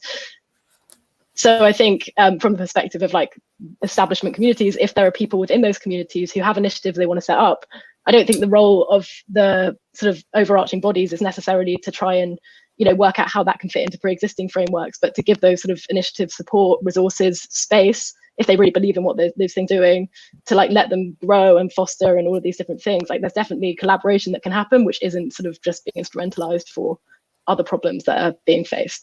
So that's my takeaway, I guess, on that. On the inclusion front, I think giving platforms to people who otherwise don't have platforms is really important. I think personally, in terms of the music stuff, my family is from Iraq. I've been trying to work out how to bring sort of Mizrahi music into a very American Ashkenazi type of sort of sphere, and that is challenging. It's something that I'm trying to really bring into what we're doing, trying to sort of draw on that, and there are some incredible people who I've been speaking to about that, which is great, and making things accessible and making sure that our events are open to everyone who wants to be a part of them. And I would just end by saying that I think the most important thing, and I think maybe something that all of us can sort of testify to through what we're doing, is that I think building radically compassionate communities is the way forward, or the way out of this sort of juncture that we find ourselves in. And I think that if the establishment sees that as an opportunity and something which is strengthening rather than sort of a threat to the way things have always been, I think that would be the way to go forward and to really strengthen the future of the Jewish community in the UK.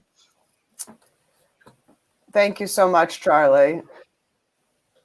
I hope everyone was listening to that, and to all of the four of you. I'm so glad we got to do this. We're going to do a last lightning round, 30 seconds max, everybody. How do folks get involved with your project or support it going forward in LJ, people from LJ? And where can we find you or your work that we need to know? So let's, Dex, please. Homos and Houmous, we're on Instagram, we're on Facebook.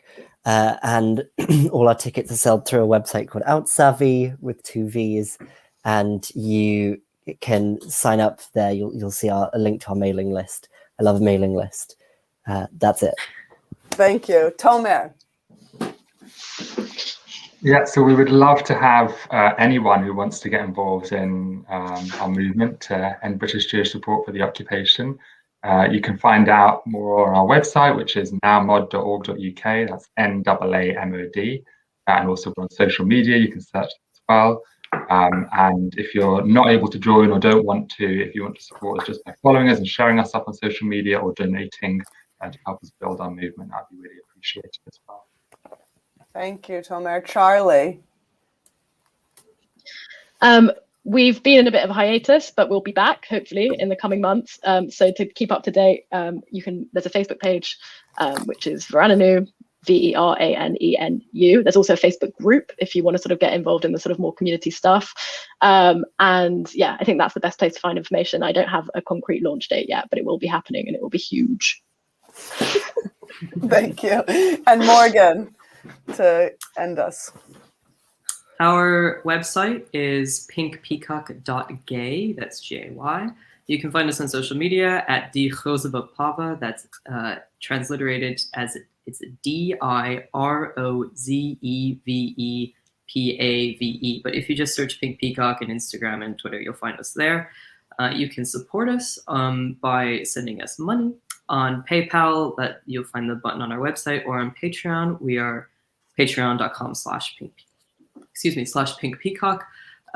You could also, I think, support us and get involved by considering a no-state solution to the Israel-Palestine question in the wonderful anarchist tradition. States will not save us. We will suffer the problems of imperialism and capitalism as long as we have nation states.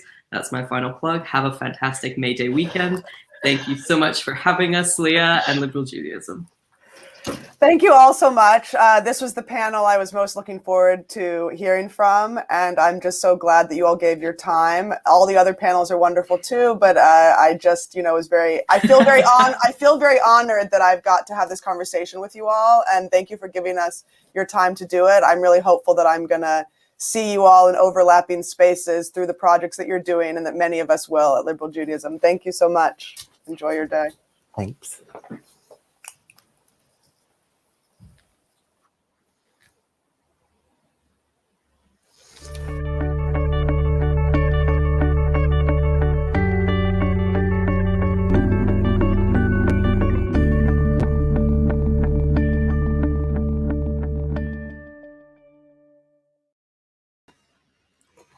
Hello. Wow, that looked like an incredible session. So many things to think about. Amazing. Now coming up, we have lessons from our youth and young adult communities who I believe are experts in creating inclusive space. I'm excited to welcome our fabulous panel. We have Joe Hyman, we have Josh Powell, and we have Lauren Kalis, who will be joining us in just a moment. Here they are. Look at the magic. Thank you, magical tech team. Fabulous stuff. So I am Rabbi Anna Posner. I'm the student chaplain. I started just last September, so it's been an interesting year with students. Mostly, we've not been able to do everything. I say we, my colleague Adi at Reform Judaism and I work together. We've not been able to do everything that we wanted to do with the students this year. Everyone knows why, but it means we've had loads of time thinking about how do we create a creative space for such a diverse community of young adults across the campuses, often across denominations and different backgrounds. And I was tapping back into my time, grew up in LJY Netzer, and always thought that youth movements and young adult spaces really are at the forefront of thinking, talking about, but also acting on inclusivity and creating inclusive space. And so I thought, who best to talk to while we're talking about breaking down walls, creating inclusive space, than some of the leaders of our young adult communities. We've got Josh here from LJY Netzer, Joe from JW3, and Lauren from Moishe House. And that's enough from me. I'm going to go to each of you, and I'd like you to tell me a little bit about your organization, and also, what do you think it means when we say inclusion or when we talk about inclusive space. So as you are to my right, Josh, we are going to start with you. Hi, Anna. Thanks so much for inviting me to be on this panel today. So I'm Josh. I'm the LJY Netzer movement worker, and my pronouns are he, him. So LJY Netzer, as I'm sure many of you know, is the youth movement for liberal Judaism. And we believe in liberal Judaism, Reform Zionism, Tikkun Olam, and youth empowerment is kind of a brief touch on what our ideology is. And we run things like sleepovers and weekend events. We've got Kadima coming up again this summer, and a new camp, Machane Haneni, for 15 to 17-year-olds. So for us, really, as we're like working mainly with young people aged between like 8 and 17, so it's really in people's formative years. For us, like creating an inclusive space on our camps and like beyond, is about creating an environment where all of the participants that come on our camps are able to like flourish and grow and build in their confidence, that they're able to explore their identity without fear of like prejudice or judgment, and also like build their own identity. So I think for us, that's kind of really where like an inclusion space like hones in. Amazing. So for you, that space is about individual identity. I love it. Thank you so much, Josh. Lauren, we'll go to you. Thank you so much again, also for inviting me to talk on this panel. And I have to say that Josh is also living with me in Moishe House. We're different areas, but we're living here together. So as Rabbi Anna said, I'm Lauren. I work at the Board of Deputies of British Jews, and I'm living in the newest Moishe House in East London in Hackney. So returning back to the family roots. And for those of you who don't know what Moishe House is, we are a group of young people who are living in a house, and we have a rent subsidy, and we are creating a community and hosting events for other young Jews in our area. So we moved in a few days before lockdown. So kind of as everyone's experience of the year has obviously been extremely shaped by the pandemic, but we're very excited to have started building our community, and for people to actually come inside instead of just virtually at some point soon.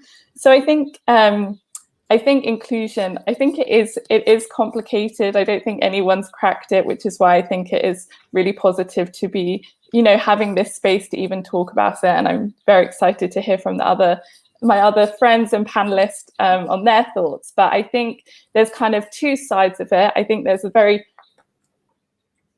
having this space to even talk about it. I'm very excited to hear from my other friends and panelists on their thoughts. But I think there's kind of two sides of it. I think there's very but like it's like a bit fun. I'm very excited to hear from my other friends and panelists on their thoughts. But I think there's kind of two sides of it. I think there's very but like it's like a bit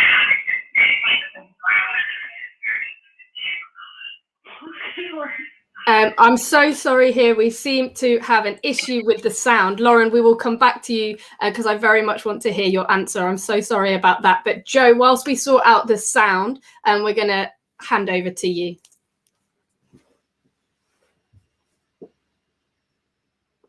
Thanks, Anna. So I'm Joe Hyman. I work at JW3. I manage our Young JW3 program and some other programs as well. And if you don't know what JW3 is, our vision is a vibrant, diverse, unified British Jewish community inspired and engaged with Jewish arts, culture, learning, and life. So it's exciting working there, kind of having that challenge of united, vibrant, diverse. But for inclusivity, I think I've been thinking a lot about this through the kind of year and a half I've been working at JW3, and how to create an inclusive space specifically for young people. And for me, it's a mixture between a kind of practice and a policy. of providing equal opportunities to people who kind of were otherwise excluded or marginalized. That's a definition that I've kind of found and kind of connected with. And the reason is because it's a practice in the sense that it's constant, it's never really ending, and people make mistakes. So I think it's something that you learn consistently. The more you include, the more voices you hear, and the more work you have to do. But we're working at an organization like JW3, where there's a big constellation of teams and different things going on. It also needs to be a policy, something that you can kind of hold accountable. And we need to be held accountable when it comes to that. So that's the kind of balance for me. At its core, it's about listening to people that may not be heard in the community that we live in. Well, okay, so we have there, it's about listening to people. It's about giving space to those who might otherwise feel excluded. And I really like what you added in there, that bit about policy. It's all well and good talking about it and even doing it now and again, but to have something that holds us accountable is also key and part of it. We've lost Lauren just temporarily. I'm assured she will be back. In fact, she'll be back very soon. But what I've noticed, what I think is really interesting about this group that we've got here is that two of you, both Joe and Lauren, and also Josh, when you've got your Moishe House hat on, are working in multi-denominational spaces. So it's not just about how are we inclusive within a liberal Jewish framework, but actually how do we create space that is open for anybody of all denominations and none to feel welcome in the space as well. Lauren, I'm so glad to have you back. We're going to hand back over to you for you to tell us what you think inclusivity means. Thanks, everyone. Sorry about the sound issue. Hopefully it won't happen again. But I think what I was saying, I'm not sure quite when the sound cut out, but I think it is very complicated, and I think that's why it's really positive for us to be talking about it today, and also for us as young community builders to be working with each other and sharing best practices. But I think there's kind of one side about providing an equal access to opportunities that we're facilitating in our community. And then I also think it's about having a very proactive mindset. It always needs to be on the agenda. It can't be an afterthought. It needs to just be completely embedded into everything that we do and everything that we communicate with. So, looking at who's not in the room and what can we do to make sure that everyone in the room is feeling comfortable. And for us, as we're building our new Moishe House community, we have to be communicating what our values are and what we're going to be creating this space about, to make sure that people do come in. So I think, kind of two-sided, a very practical thing, and then just also being part of kind of the mindset of everything we do. That's amazing. And you use the word comfortable, and I wonder if maybe that will come up in what else we talk about, because when you've got a diverse space, is the goal comfort? Or is there something else going on there? I often think that maybe everyone needs to be a little bit more uncomfortable so that more people can feel comfortable. But I don't know, we can leave that for discussion. And I love what you say as well, Lauren, that it's an ever-changing conversation. What was happening in LJY 10 years ago when I was movement worker is very different from what's going on in LJY now, and in all the other spaces as well, because the conversations have changed and moved on as we come to understand more and more. I think it's probably safe to say what was happening in all our spaces last year, 2 years ago, is very different from what's going on now as well. Amazing. Thank you so much. We're going to start, Lauren, we're going to go back to you this time, backwards before going forwards again. What do you find as challenges to creating inclusive space? Thank you. I think I was thinking about this, and I think because we are in the process of building it, I think we've tried to look ahead at our challenges, but haven't experienced too much with it being in a virtual space, and also because we're at early stages. But I think the challenge goes down to, I think, how I see my role in Moishe House, and I see it, we're called community builders, but I kind of see it more as a facilitating role. So I think the kind of challenge is that it's not up to just us as the residents in the house to create an inclusive space, and actually everyone that we welcome has a role to contribute and help build this space, which I think is of great benefit, and also sometimes challenges when you're meeting new people and bringing new people together to create a space where everyone's kind of coming together with the same goal. And then I think the biggest challenge is about including people that limit the inclusion of others, which I think is a really big challenge, and something that I think with a lot of these conversations, it is very hard about where to draw the lines of the tents. But I think that is the main thing. If everyone that comes into our house are opening the doors for other people to come and meaningfully engage, I think we will be a positive community where people feel comfortable and challenged.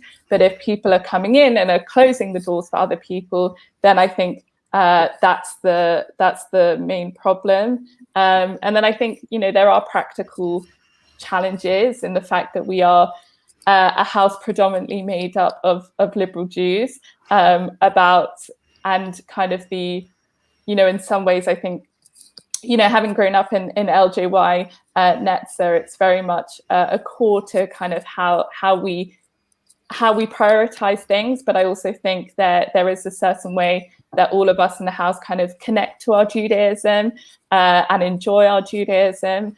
And the truth is, we're going to be welcoming people that have different ways of expressing and connecting with community in Judaism. And I think that will be also a challenge for us to make sure that we're learning and opening the door. Yeah, and keeping that door open. It's a lovely analogy. Joe, what are your challenges at JW3? Well, we're an organization that attempts, I guess, the broadest kind of, part of the Jewish community as much as possible. The idea is to get as many different types of Jews into JW3, interacting with each other as possible.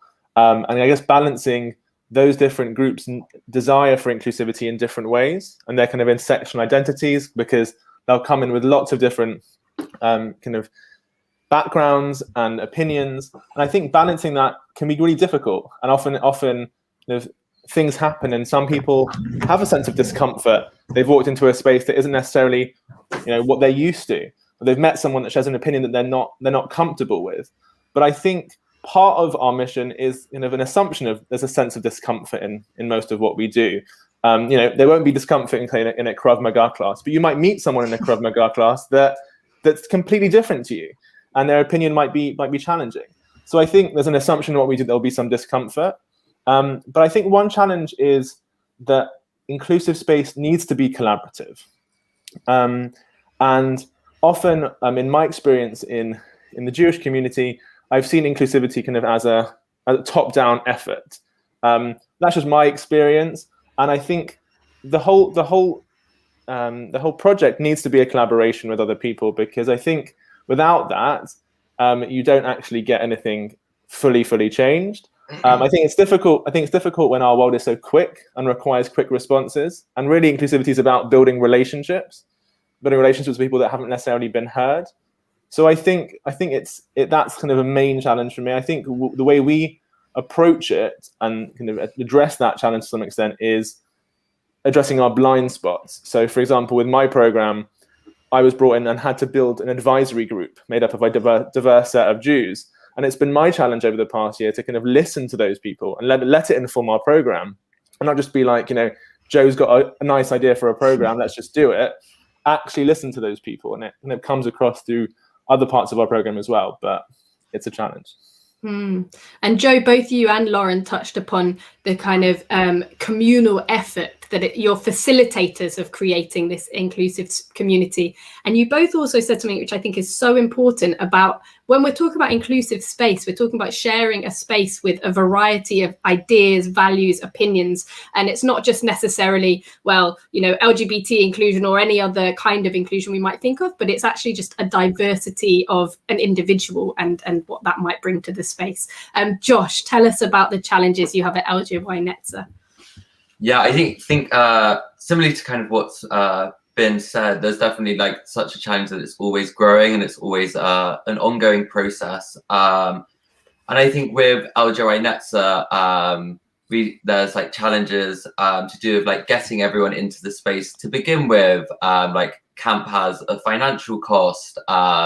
Also, for example, like Sandroid, the site that we use currently isn't wheelchair accessible, and that's something that we've been like looking to change whenever we've been like looking for new sites. And then also when you think about staffing, like does everyone have like the experience or the exposure necessary to like deal with any inclusion issue that may arise, and are we all going to be able to support like every child that comes onto our camp in the way that they need to be supported? So there's always these questions that we have to like ask ourselves before any of the camps happen, and think about is there like additional training that needs to be done this year before camp for them to try and like solve that. And then also I know that in organizations like JW3 and Moishe House, we're like, it's amongst our peers, but even in a camp setting, I think to an extent, like you are like led by the participants and led by like them as a community. And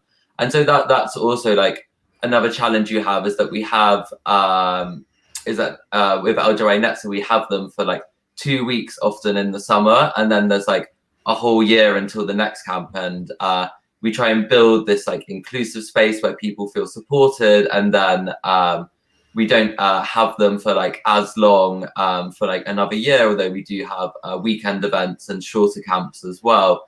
So another challenge, really think about how do we like maintain the momentum of like building inclusive spaces, and how do we work with integrating new people into LJY, and how do we really like educate them and make sure that they share the values of inclusivity, and that they also want to celebrate like the participants around them and their community for like the diversity within it. So yeah, so I think that those are kind of like the three main sorts of areas within LJY that I see as being the challenges to inclusivity. Yes, it's a real different setup, really. You've got these events that happen throughout the year, and it must be a challenge keeping that momentum. And also, like you say, welcoming new people into the ethos of the space that you all create. I think that leads us perfectly into a question we've had in the chat from Sarah Newman, who says, I'm a big advocate for Jewish youth movements, but what do we do when we age out of them? How do we keep that enthusiasm and empowerment going? Is there somebody who wants to dive into that one first? I'm happy to. Go for it, Lauren. I think all, well, having grown up in LJY, it's had a like such a profound impact on my values, and also the importance of community. And I think community is not something we will ever age out of. And I think it's about connecting with like-minded people. So I'm obviously going to say, Sarah, please come round to the Moishe House when you can. But I think if there's never going to be one person just feeling that way, and I think it's about talking to people and finding new communities or building new communities. We can never have too much of people connecting with others, and it's one thing I'm really have enjoyed about kind of Zoom and being able to just be able to kind of talk and work with so many more people, and I think if you've got an idea and think it's a good idea, there are going to be other people that are looking for the same thing. And so it's what kind of Joe was saying about being collaborative, meeting like-minded people that you can be a part of a community and help create the space for others. That's fabulous. Thank you, Lauren. Does anyone else want to respond to this question as well? Go for it, Joe. So I think there's two pieces kind of within a denomination or a kind of community. I think it's about ensuring there are leadership opportunities ready for people at that point when they kind of grow out of youth movements. I think that's something that I didn't see so much growing up. However, I think the importance of spaces like Moishe House and JW3, where they're kind of melting pots, where people get to a point when they're in their mid-20s and they've grown out of a youth movement, and sometimes their values, their interests have changed. And I think it's important to have spaces like JW3 and Moishe House where they can come, meet other people, explore what Judaism means to them on their own terms, not necessarily in their family's terms or in their grandparents' terms, but on their own terms, and then find where they fit. They may fit in a more cultural setting. They may fit in a different denomination setting. They may come back to their original one.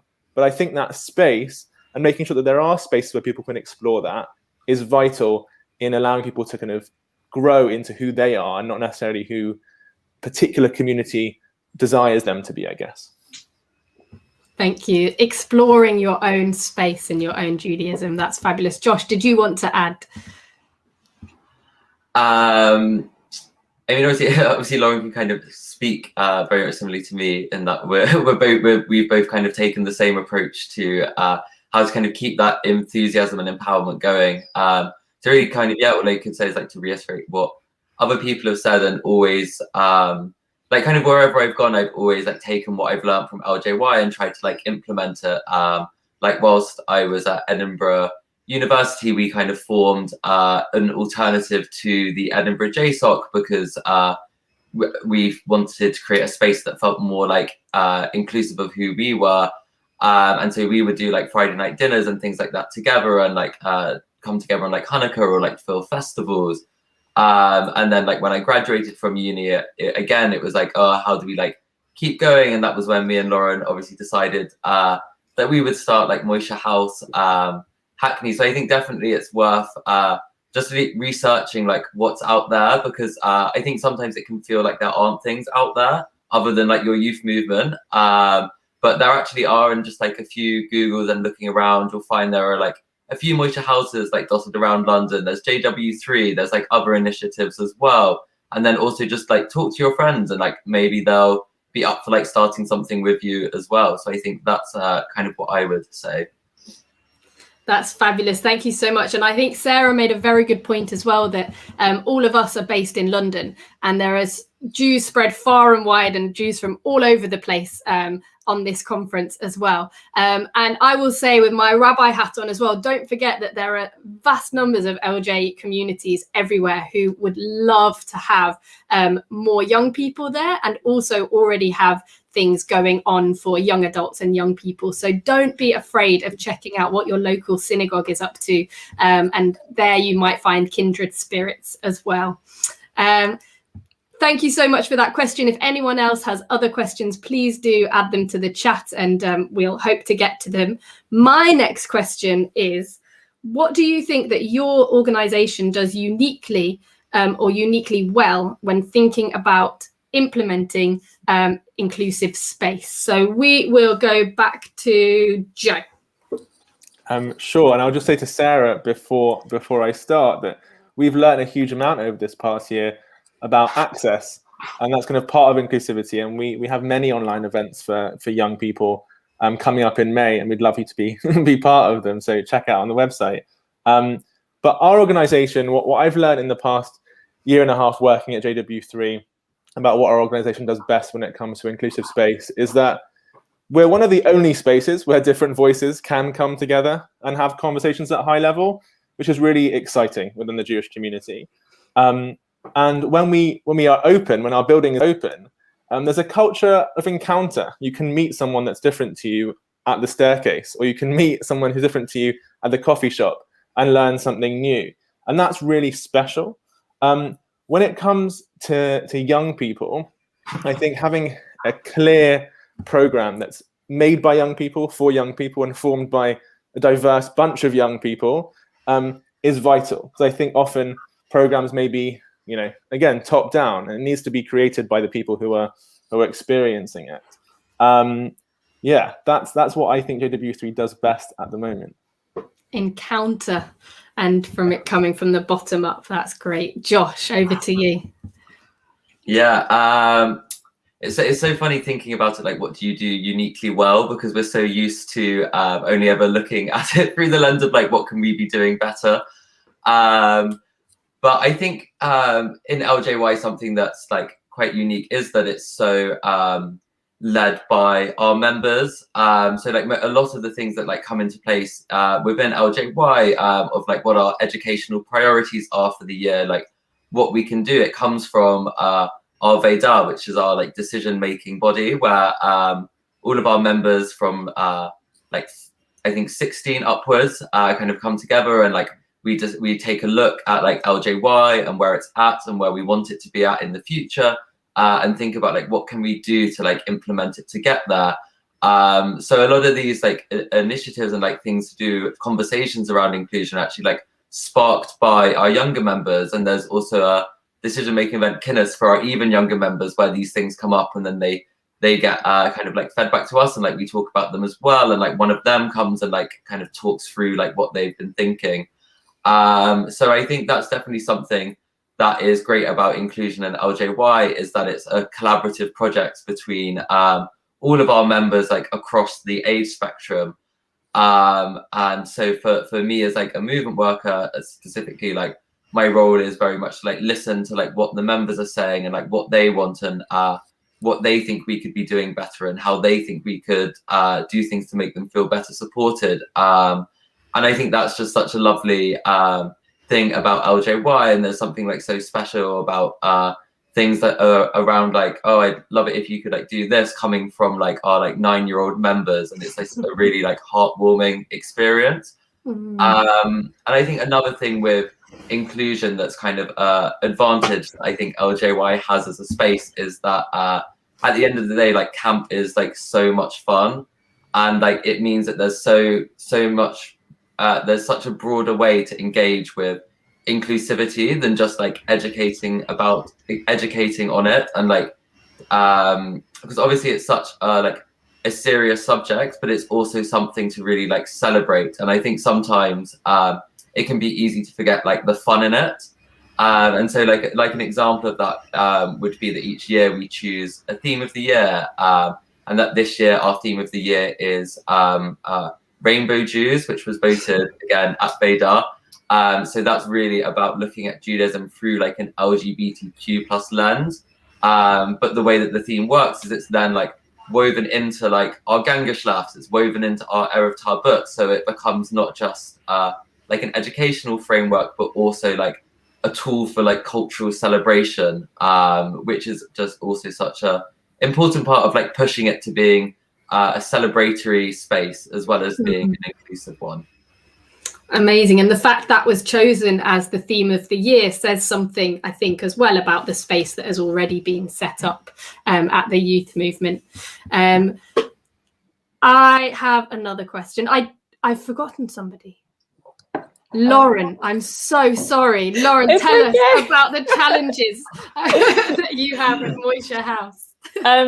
So I was kind of thinking about our year in the Moishe House, and actually thought back to our application process for starting the house, and remembered that one of the first questions we were asked was, how do we feel about inclusion? What would we do to create an inclusive space? So I think that was a very actually clear way, which I maybe overlooked at the time because I wouldn't have expected anything less, but it really showed from the get-go, if this wasn't a priority for you, then Moishe House shouldn't be a place for you. I think we're very lucky that there are funds available to make our house a more inclusive space. So, you know, if someone did have accessibility needs, we would be able to facilitate them. And then we also have been provided with quite a lot of training opportunities, and I think that is something, you know, you introduced us all as experts, which I think is very kind, and I don't think I am an expert, but I think the reason why I'm living in a Moishe House and so happy to be on the panel today is because inclusion is a huge priority of mine, and I think I know I don't have all of the answers, but I think it's important to ask those questions, to, you know, take on different training courses to to learn, to improve. So I think that's very much part of the culture of Moishe House and our development as Moishe House residents.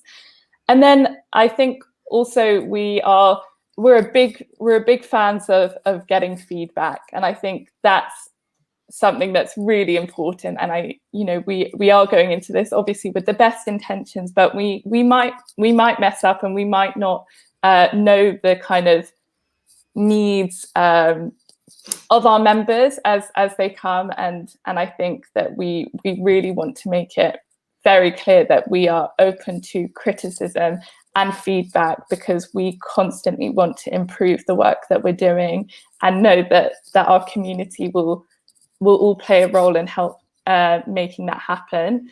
And kind of lastly, I was thinking about it that to be an inclusive space, we also have to be an attractive space. And I think a lot about, why we wanted to set up the Moishe House and what's shaping a lot of our programming is thinking, what are young Jews missing from other spaces that we can provide? So it's really great that Moishe House allows us to be very creative with the programming that we do, and yeah, we hope that people aren't going to want to come to our Moishe House if they can be doing the same thing somewhere else. So we want to provide kind of a new and attractive and exciting place. So I think that's some of the things that Moishe House is good at. And I think in saying that you're not an expert and why you're not an expert is actually why I think you're all experts. It's this ongoing process. We're never going to get it perfect. Well, maybe we're never going to get it perfect. I'm open to that, for that to be a conversation as well. But it's ongoing learning and training and I suppose tooling up on how to make these spaces as inclusive as possible. I think a really interesting point that someone's just popped in as a question in terms of challenges is, as we know in liberal Judaism, we're a diverse range of communities, sometimes in very small and remote places, maybe not remote places, but still small communities. And so Gillian Dawson says that her community has no opportunities for children. It's geographically split. It's a geographically split community in the south of England, and none of her children are in the room, as Lauren so eloquently put it. Not Hader, not LJ activities. How do they include them? I don't know if anyone wants to jump in and add thoughts to this question. Yeah, I feel like it should. Josh, take it away on this one. No, definitely there is a challenge with the LJ communities. So many of them are like dotted around in like more remote areas, and we don't have such a concentrated hub as like other streams of Judaism.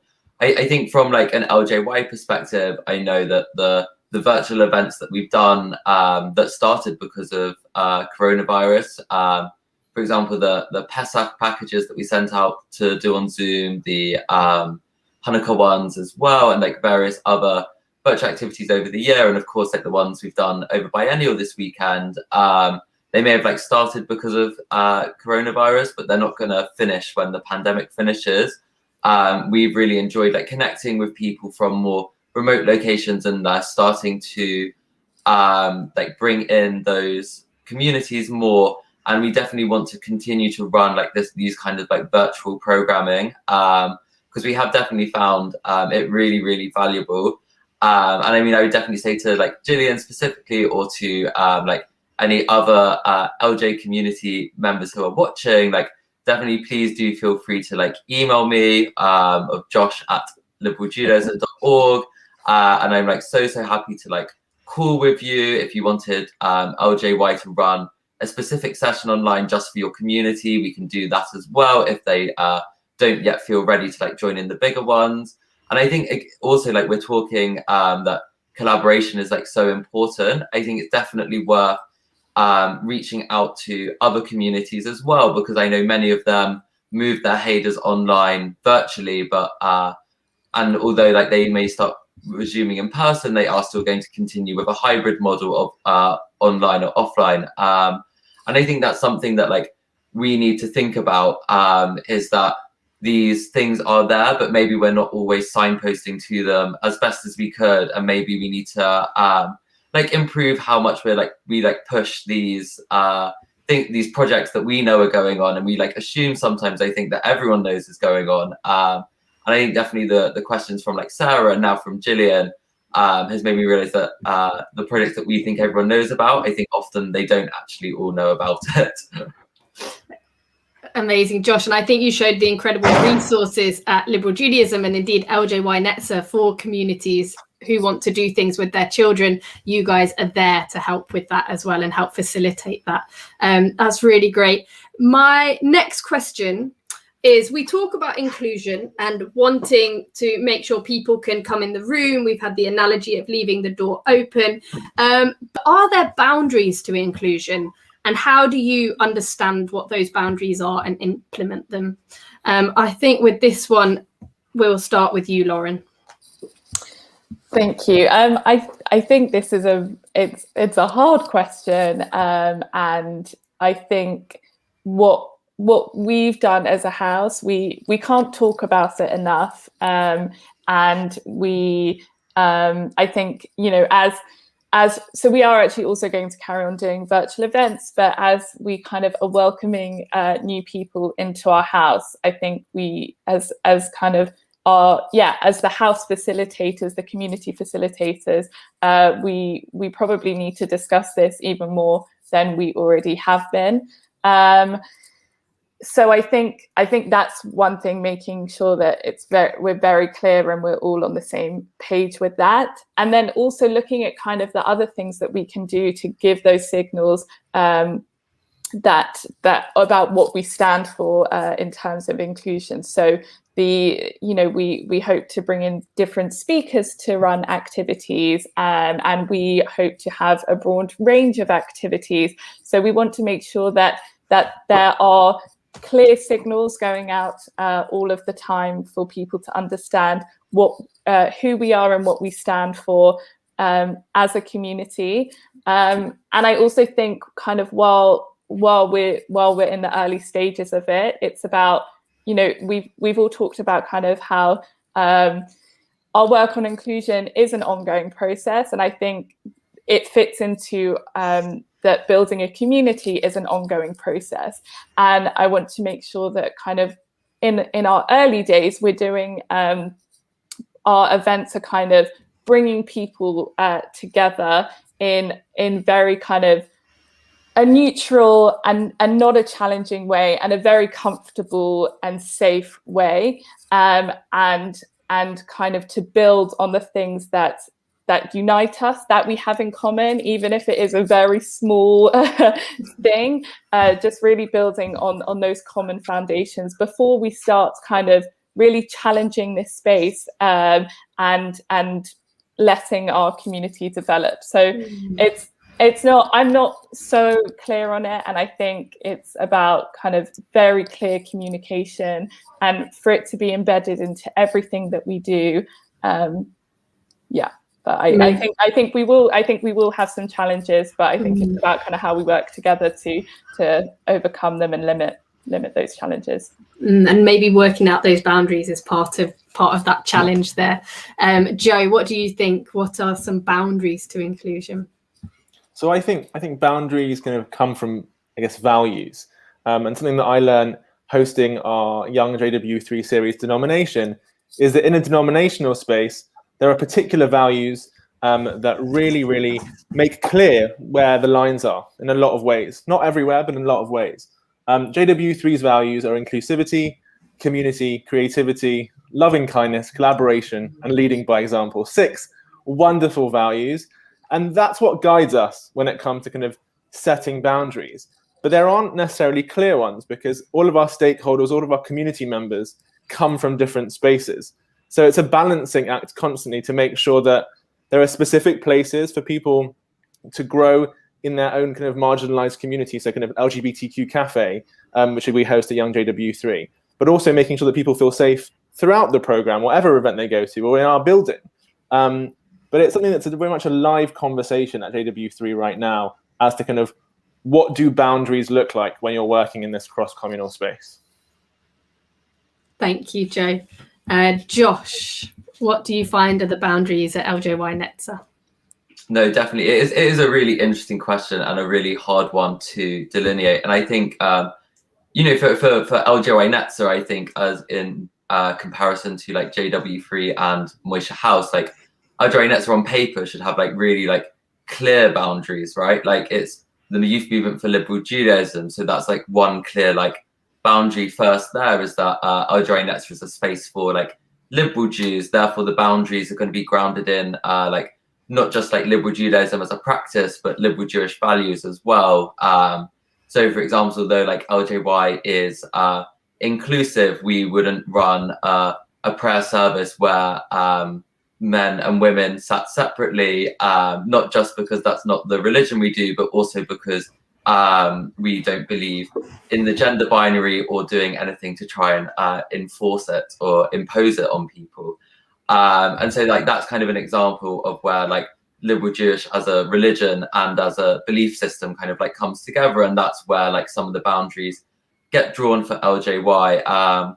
And then we also have other things that we've specifically voted on as a movement, such as like aligning with the feminist movement, taking an anti-occupation stance. So those again are lines that kind of like LJY Netzer participants have like drawn for ourselves, of that we aren't going to be welcoming to people who deny who aren't aligned with the feminist movement, for example. But then like it gets kind of, I think, and you know, we enforce it with things like we have a code of conduct that goes out, we have a joining pack that goes out to anyone that signs up to LJY Netzer for the first time, so that they're aware of what sort of space they're going into, and they can decide for themselves whether or not it's one that is going to like work for them.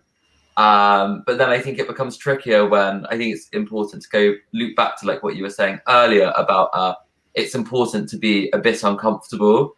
And therefore with LJY Netzer, I think whilst we're like drawing all of these boundaries, it's like, but how do we still challenge? How do we still engage? How do we like avoid ourselves becoming an echo chamber?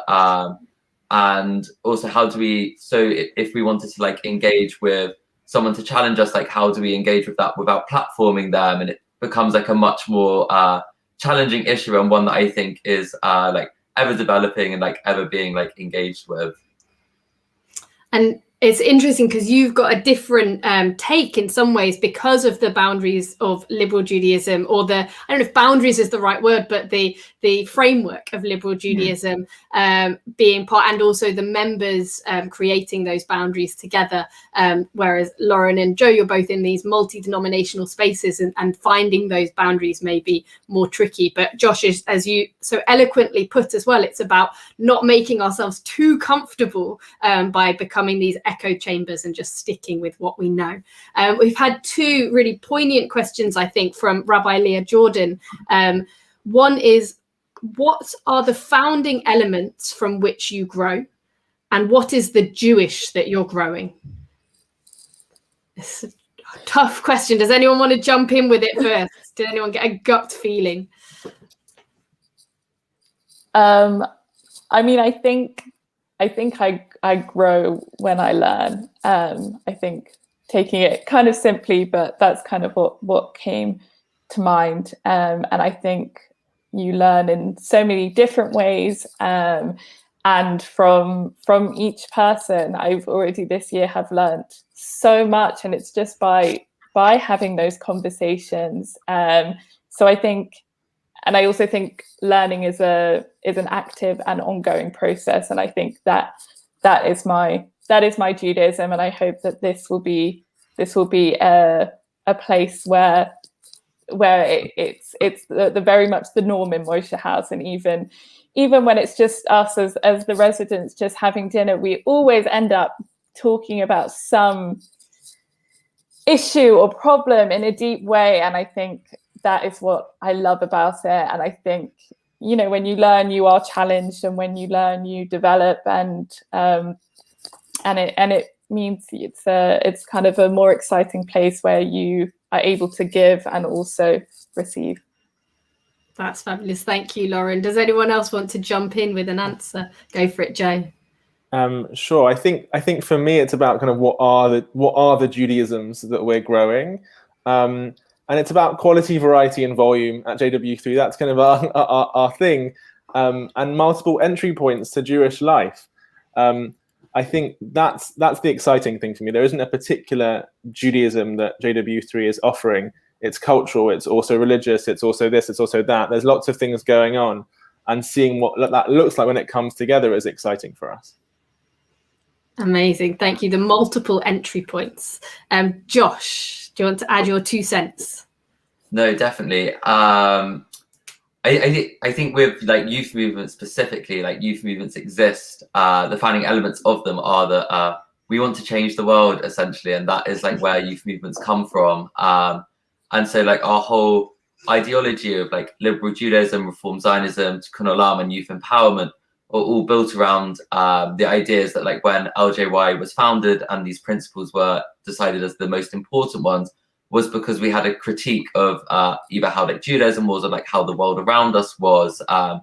Like for example, to take like liberal Judaism as an example, the like critique when LJY kind of started was young people being disengaged in Judaism not feeling relevant for young people, and then the mission for LJY was to like reinvent it, experiment, do like fun things, do things that like haven't been done before in like more traditional spaces, and like encourage people to develop their own relationship with it. And so I think kind of from that, like the Jewish that like we're growing as a movement and that we want to grow is really one rooted in like activism, one rooted in like challenging, one rooted in like radical thought. And I think you kind of like see that a lot of the times from so many LJY Netzer Bob Ramot go on to work in charities or startups or NGOs. And so I think that's kind of like at the heart of like what we want to do is we want to inspire other liberal Jews to go out and like take what they've learned from LJY and like put it into the wider world. I know at least that's definitely what I would like love to do in the future. And between us, we've got such a variety. We've got a Judaism of action, a Judaism of learning, and a Judaism of variety, I think, in Joe's answer there. And between it just makes for a wonderfully inclusive space.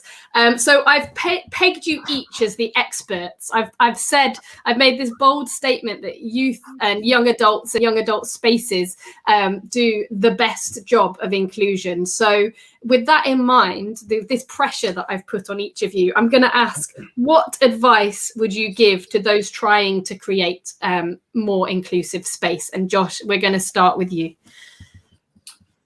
I think really what I would say is kind of it's very much like looping back to like what Lauren said earlier, is that obviously it was very generous of you to call us experts, and it's not necessarily how we like describe ourselves, and that no one has all of the answers. But that's why these kind of panels and discussions I think are so valuable, because no one has all the answers, but everyone has like a little bit of an answer.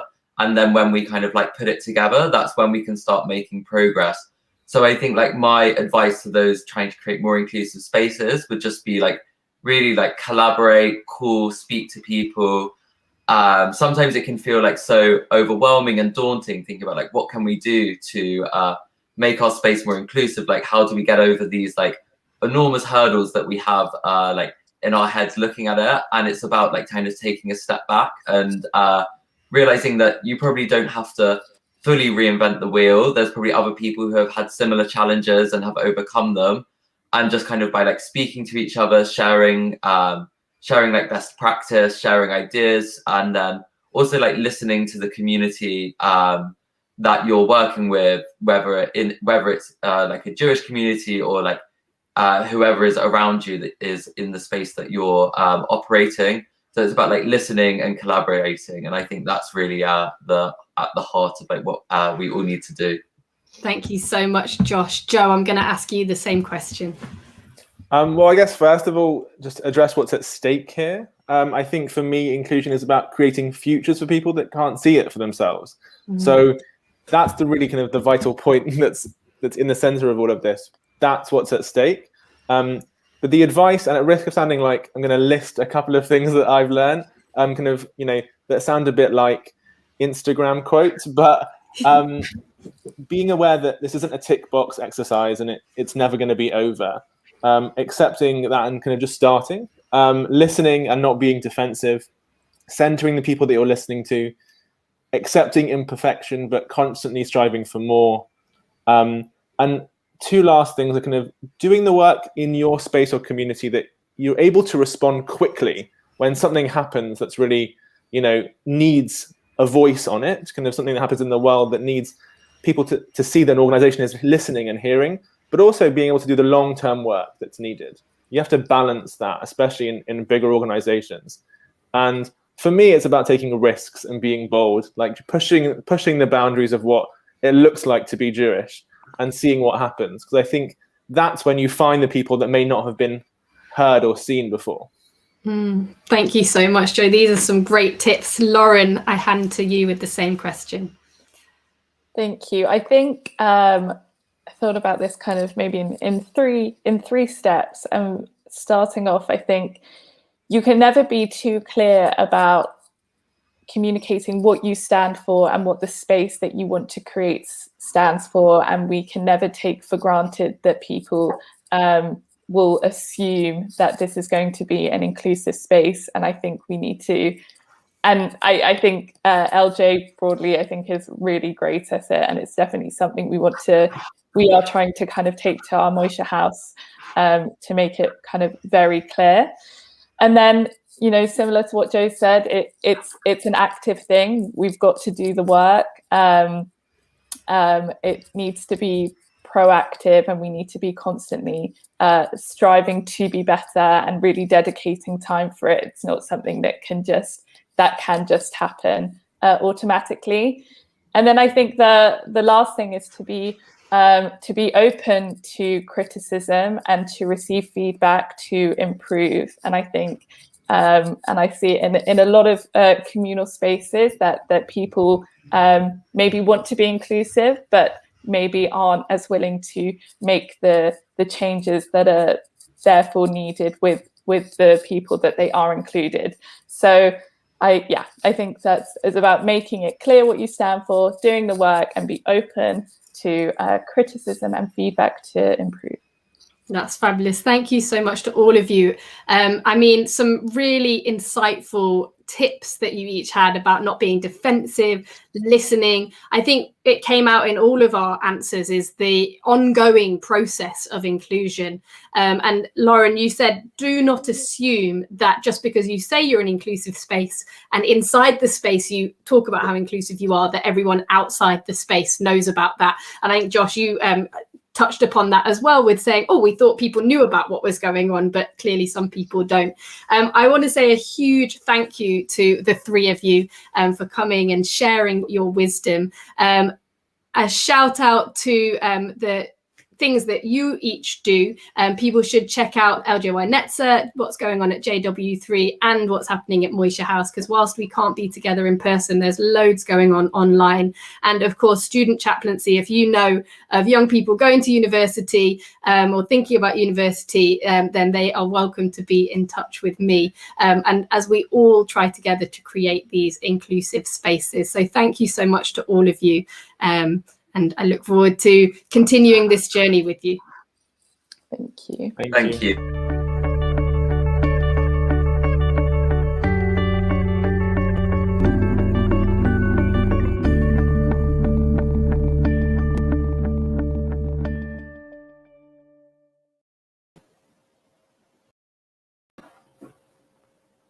Hi, everyone.